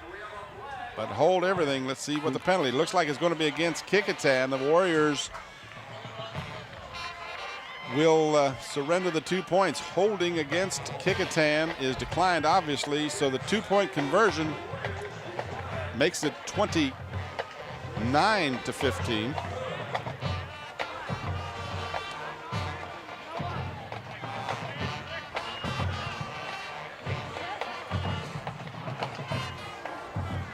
So that 12-point lead again. Well, and I tell you, Tim, 14. Yeah, but now you got to score 2 touchdowns. Yeah. Richard McDonald, the softball coach at the Kecoughtan High School, very successful. And he's got on his shorts. He's not the only guy. I'm not the only guy up here wearing shorts. I'm about to close the window. That's how you got a jacket on to keep your arms warm. Well, that's the only thing got cold on me. It's my nippy arms. up here. 6 plays, 3 minutes and 24 seconds, 57 yards, capped by the 7-yard rush. The second running touchdown of the night for McWright. What a target, 6'4", 255, Shaheed Harris. I'm telling you, Mizell has played a I'm whale of a ball. ahead of you. I think that Bill D built a fire under this young man. Well, and we haven't seen Hendricks. We were told that Mizell is a good athlete, but Hendricks was the better passer. And I don't know whether Hendricks got hurt, and that's why Mizell has replaced him. But Mizell has just come off the bench, if you will. He was playing, but in a sense, come off the bench at quarterback and has just done an incredible job. Short kick into the wind, fielded at the 28-yard line. This is Carter Jones, who had the 45-yard, 47-yard fumble recovery for a touchdown, and he's out to the 40. He's a little jitterbugger out there. A couple of words exchanged between the two teams. The officials quickly in to separate them. Hey, fellas, you meet at the Pizza Hut after the game and eat your pizza and talk about the game. Or Zooms. You can meet at Zooms. Well, yeah, but no, not yet. So the ball is at the 41-yard line. You gave up. 9:30 is the time left in the fourth quarter. And I'm not going to say the game because we've done that before. That's right. But they're down by 14. Great field position. This is player and nothing. Didn't get back to the line of scrimmage. He plays that Z back, I think is what they call him. Mm-hmm. Yeah, and it's just a fake and like a cross buck. Want to thank our good friends at Parklawn Wood Funeral Home, where the manager is Nancy Staten. They're conveniently located at the Hampton Center Parkway and North Armstead Avenue. For a tour of their new facility, please stop by or call them at 827-4670. Parklawn Wood Funeral Home. Appreciate their corporate involvement in bringing you this contest. Hope you're enjoying it. It's been one of the best games we've had all year. 29-15, the Phantoms, but the Warriors have answered each time. Let's see if they can do it again. Terrence Thompson, and he's dragged down, and then they're going to probably rule that he's guilty of illegal grounding. Well, I don't know, Tim. I just think he was trying to pass the ball and got tackled as he was doing so, yeah. But it's all interpretation. Yep. So they're going to have. And it's grounding. a loss of down, too, Tim. Yep. That's a big penalty. And that's questionable. And you know, again, the judgment on the official is what you have to go with. Well, he's down there looking at it, and he thinks, well, okay, you could have held on to the ball. Who'd you say the manager is at? Nancy Staten. And that's called Parklawn Wood Funeral. Oh, that Nancy Staten, good friend of mine's wife. Oh, Ronnie right? Staten. Well, I got to give him a plug. Oh, I know who Ronnie Staten is, sure. We got to give him a plug every now and then, just to let him know that, yeah, there is somebody better than you, and it's called Nancy. That was Bob who said that. Lost back to the 33-yard line. Thompson wants to pass, throws, and this was well over the head of his intended receiver. Out on the pattern, Edward Ross, the sophomore. Incomplete. Brings up a punting situation, and Broski's got the wind to his back. 8:34 left in the fourth quarter. Phantoms now will want to get this ball and just grind it out if they can.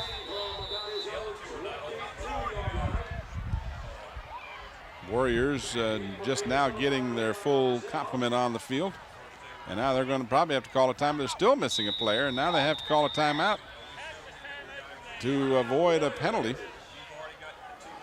You had two less in, and all of a sudden, yeah, that.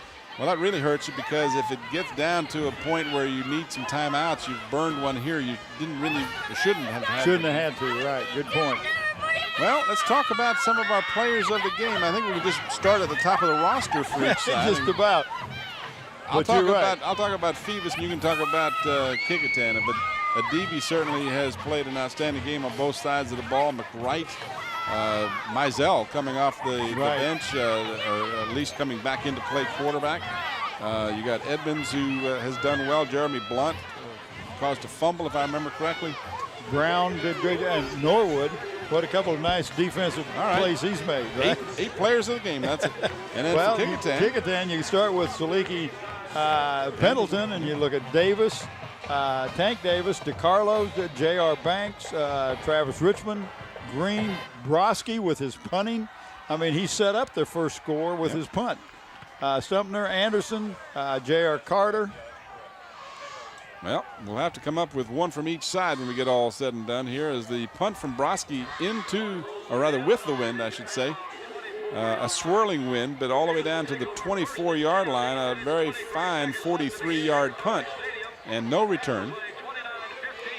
So the Phantoms now will, as I said, with 8:23 left in the fourth quarter, want to just eat that clock up and drive down the field. They don't care whether they score again. They just want to burn all the time off the clock. So they've had that type of success tonight. Well, they really have. They started off in the very first quarter when they got the ball and just took it down, turned it over in the end zone. But I will say the Warrior defense has played better here in the second half. Absolutely. Remember, they've caused the Phantoms to have to kick on a couple of occasions.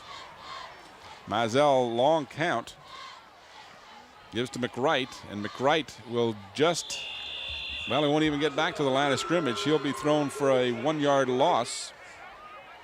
Tank Davis was big 75. All right, we'll return to Darling Stadium with the conclusion of tonight's ball game after this brief timeout.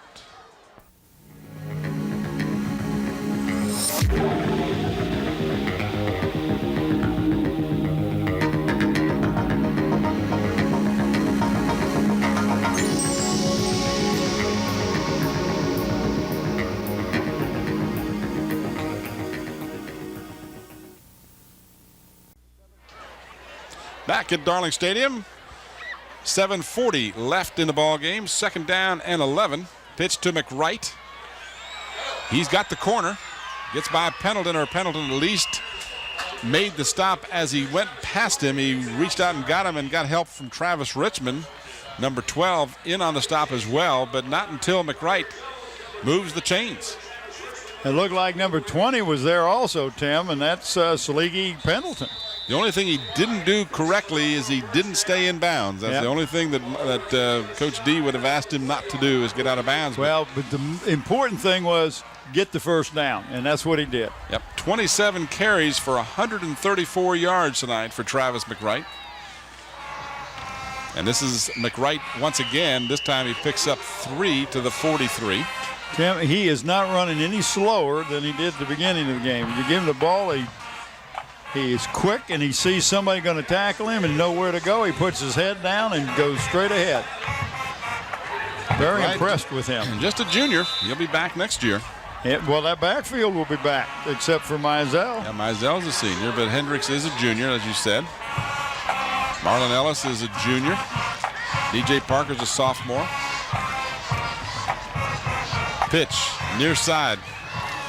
Oh, nice job that time by, was that number 8 for the Warriors, Manny Anderson. And that's the first time that McWright didn't look to be at full speed. In fact, he looked like he might be limping a little bit. I don't know whether he might have gotten dinged on that previous play. He's got his hands on his hips, and that's usually the first sign of a little bit fatigue, and he's got every right to be. I don't know how many times have he carried the ball. Well, that's this 28th carry in the ball game. So, you know, a lot of teams don't get 28 plays in a game, and he's carried 28 times. Not 29, I'm told, updating. And there's 30 right there. Yep. So give him 30.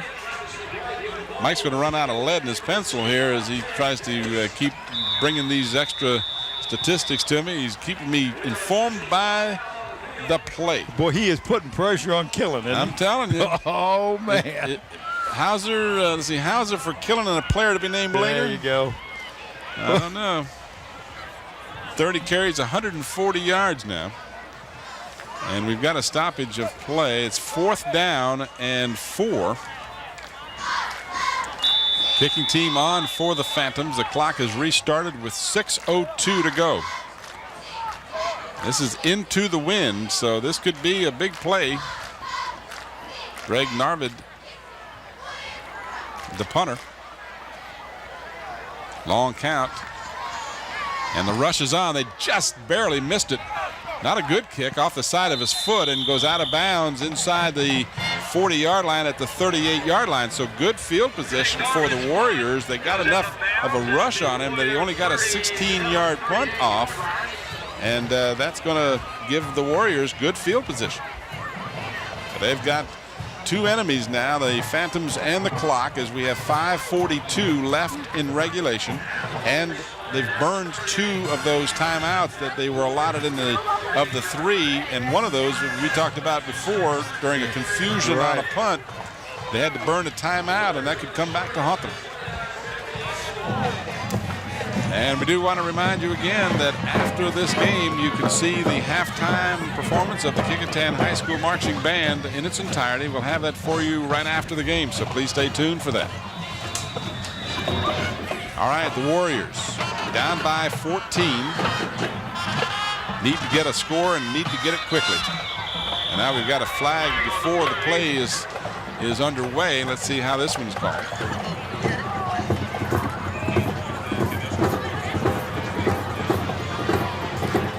illegal procedure against the Warriors. They're So someone shooting must have themselves in the foot, Tim. Yeah, that's hurting. So instead of 1st and 10, it's 1st and 15. You got to get down and get a score, and you don't want to keep putting yourself further back. Thompson feeling the pressure, and he is sacked back at the 25-yard line. A nice defensive play by the number 10, Jeremy Blunt. He's had a real fine evening. He was assisted that time by number 8, Maurice Boone. And there was really no place for Thompson. But there's Mike Smith right in the middle. And I noticed that he's not bringing any hot dogs up here to you, Tim. 2nd down and a ton. We got 10, 20, 23. 2nd down and 23. High pass, incomplete. That one was intended for Joseph Player. And that'll be 3rd down and 23. That's one of those passes when you're out in the flat and you got to go up high for the ball and you know you're going to get hit. You want to know who's the first name on the list of kidney donors because you're probably going to need one. Just 1 for 5 passing in the ball game for the Warriors. So the passing game has just not been there for Thompson tonight, and they need 2 scores with less than 5 minutes remaining. And we've got a loose ball on the ground. Who got it? Kecoughtan Warrior. Number 15. Looks like the Phantoms recovered it and took it in from 24 yards. Is that 15? That's who it was. That was Maury Pauling with the fumble recovery. Got a Phoebus Phantom shaken up on the play. And that is number 51, Eric Edmonds, who is slow to get up. But his spirits will be lifted if he finds out that Pauling took the loose fumble and raced in. Watch the replay. They blitzed and caused the ball to come loose. And then out of the pack, Pauling picked it up and ran in. So any hope that the Warriors had of closing this gap has been severely damaged here on the fumble loss and the touchdown of 25 yards by Pauling.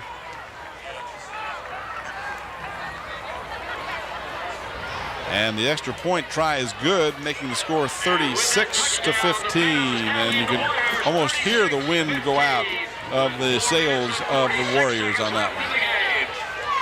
Big fumble. You can see that's the case where they blitzed up the middle and timed it just perfectly, causing the fumble, and then Pauling picked it up and ran in for a 24-yard touchdown. Maury Pauling, one of the players of the game last week. Yep. In the Heritage game.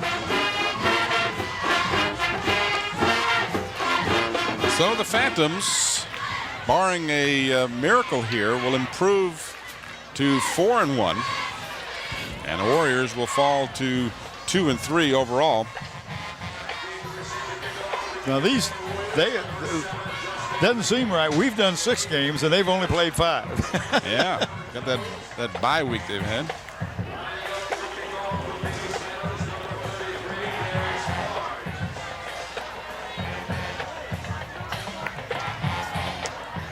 Been a good effort on both sides of the ball. It's been an entertaining ball game, and it's hard to believe it's a 21-point difference. But there's been some big plays and some definite ebb and flow to the game.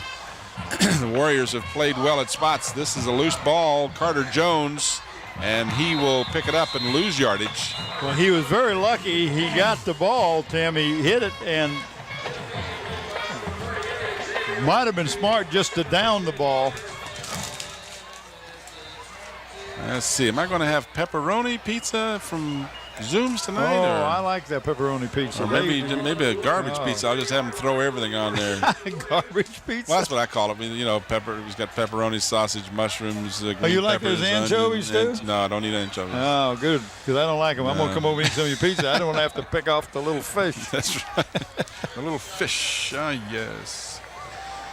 Out of the shotgun. Thompson. Oh, nice. Draw play. Nice call. Oh. Ball came loose. He should have been down, but they don't rule it that way. They say the Warriors coughed it up. Sure looked like he might have been down, but it's a situation where if the whistle hadn't blown. And number 9 ended up with the ball, Tim. That was Marlon Ellis. Let's see if we can watch it on the replay. It sure looked like he was down. If the whistle hadn't blown, I guess it came loose. It's all real bang, bang. I look for Phoebus just to run the clock out.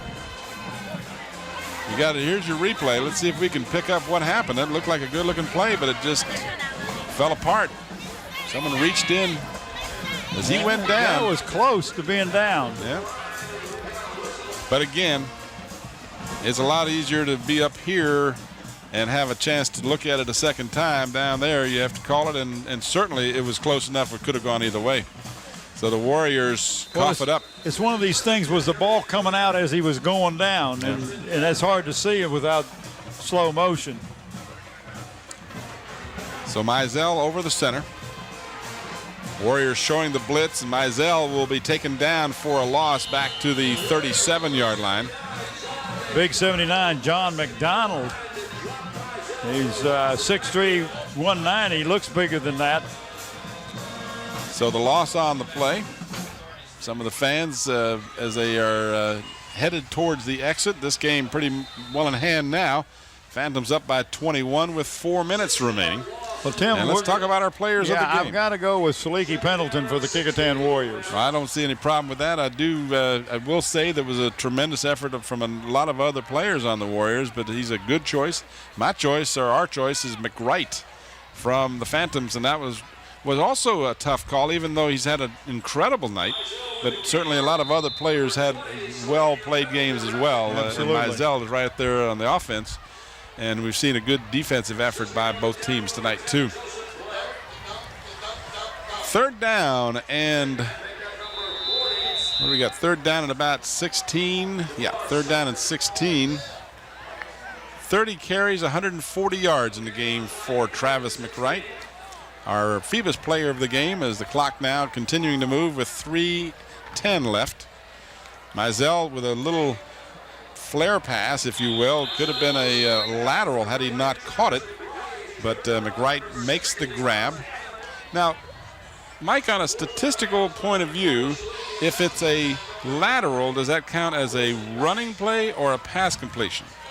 Pass completion. If he completes it, if he drops it, Okay, so if he completes it, even though it's not a forward pass, it goes as a forward pass. Okay. If he were to lose it, it would go as a fumble, and of course he would never have possession. So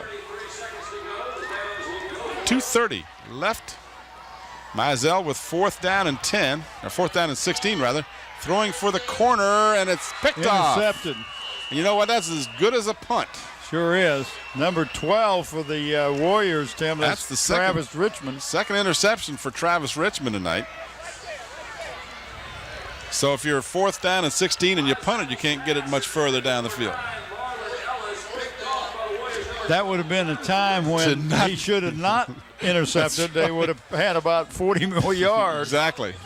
Field position. Exactly. You just bat that one down if you have the presence of mind, but it's always tough. You know, as a defender, you want to put an interception in the column for yourself. And well, you're taught to intercept the ball back there. You know. Yeah. And in just trying to bat it down, you could cause it to be batted up in the air and then caught by the offensive team. So you want to make sure nothing happens to it. And if you have the chance to safely bat it down, that would have been the right play. But it's a lot easier to second guess that call. 2:21 left, and the Warriors inside their own 5-yard line can just basically at this point just kind of run the clock out and regroup for next week. Well, again, we want to thank Dave Buckwalter at Engraving Inc. and John Roberts of Islander Sporting Goods for allowing us to recognize the players of the game tonight. Travis McWright? Travis McWright and Saliki Pendleton. And I want to thank Mike Hauser for being our statistician in the absence of. And we want to. What's his name? We want to ask Mike to come back. I won't tell Bob you said that. I will. I will call him and say, "Hey, Mike's giving you the rest of the donuts." You earned those donuts. See, Kellen, what's he bring? He gives us about 2 peanuts a piece. Yeah, Right? he gives us a couple of peanuts and a hard time, I'll tell you. All right, the Warriors now looking at 3rd down and about 7 as the clock continues to move. We're down into the 1:15 mark. And the Warriors, I guess you could easily say they've conceded this one. Yeah, I think so. Phantoms rebounding nicely from that big defeat at the hands of Heritage last week as the pass goes incomplete, and that will stop the clock with 3 seconds left, less than a minute. 57. Yes. Don't forget now, Tuesday night. What's happening? 7 o'clock, Hampton and Heritage, right here on Channel 46. Right here. Channel this will be 46. produced by the Newport News School System, and you'll get a chance Don't to see be confused when you watch this that Tim and I's voices changed. The Phantoms bring them all. No one back deep. They were just going for the block. And this ball will go, nice punt from the end zone, all the way out to the 47-yard line. Well, the line of scrimmage was where? About the 8-yard line, yeah. So a 40-yard punt with heavy pressure from Mr. Broski. He's done well. Good-looking kicker for the Kecoughtan Warriors. Now the Phantoms will have the ball, 47-yard line with less than a minute to go. And I would truly suspect we'll just see a snap of the ball and drop to a knee and get this one over with, get everybody home. 4 punts tonight for Broski. Well, you can see where they are. Everybody's up real close to the line of scrimmage. That's exactly what they're going to do. 41-yard average tonight for Broski, Jason Broski. So Mizell, who just did an incredibly good job of coming into the quarterback position in the second quarter for Ronnie Hendricks, who started the game. And we don't have any reason to suspect an injury here. We don't know that he wasn't injured, but in any event, Mizell just did an excellent job manning the quarterback position and winning this game with a lot of help from his friends for the Phoebus Phantoms, as the clock will just wind down now, and that will do it for tonight's contest. Want to thank Zooms with 6 convenient locations for their corporate support tonight, along with, in part, this game brought to you by Park Lawn Wood Funeral Home, where your manager is Nancy Staten. Again, we remind you, next Friday night we'll be here. It'll be Hampton and Warwick. Game time 7:30. Bring the family out. Come see the game. In the game, by the way, Mizell, 11 of 16, 130 yards passing. Wow. A final shot from our new statistician, Mike Hauser. Thanks, Mike. Appreciate it, Mike, for all your help tonight. Final score is, took it off before I had a chance to read it. Phoebus 36 and Kecoughtan 15. For the entire Channel 46 crew and Bob Hintz and Mike Hauser, this is Tim Cole. Thanks for watching. Good night, everybody.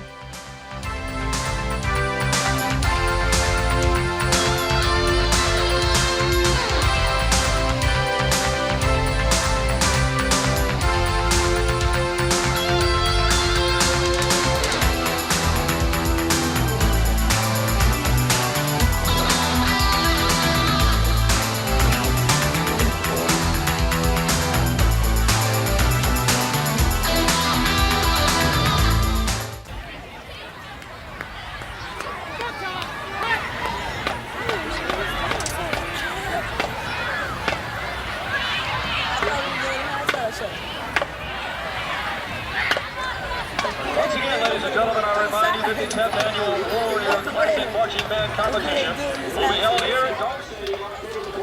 Marching bands throughout the Southeast.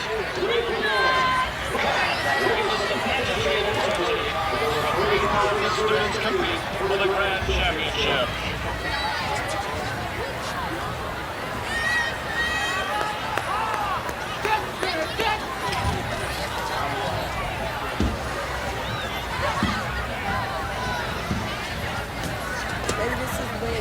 From Major Reggie Pace, here's your band ready.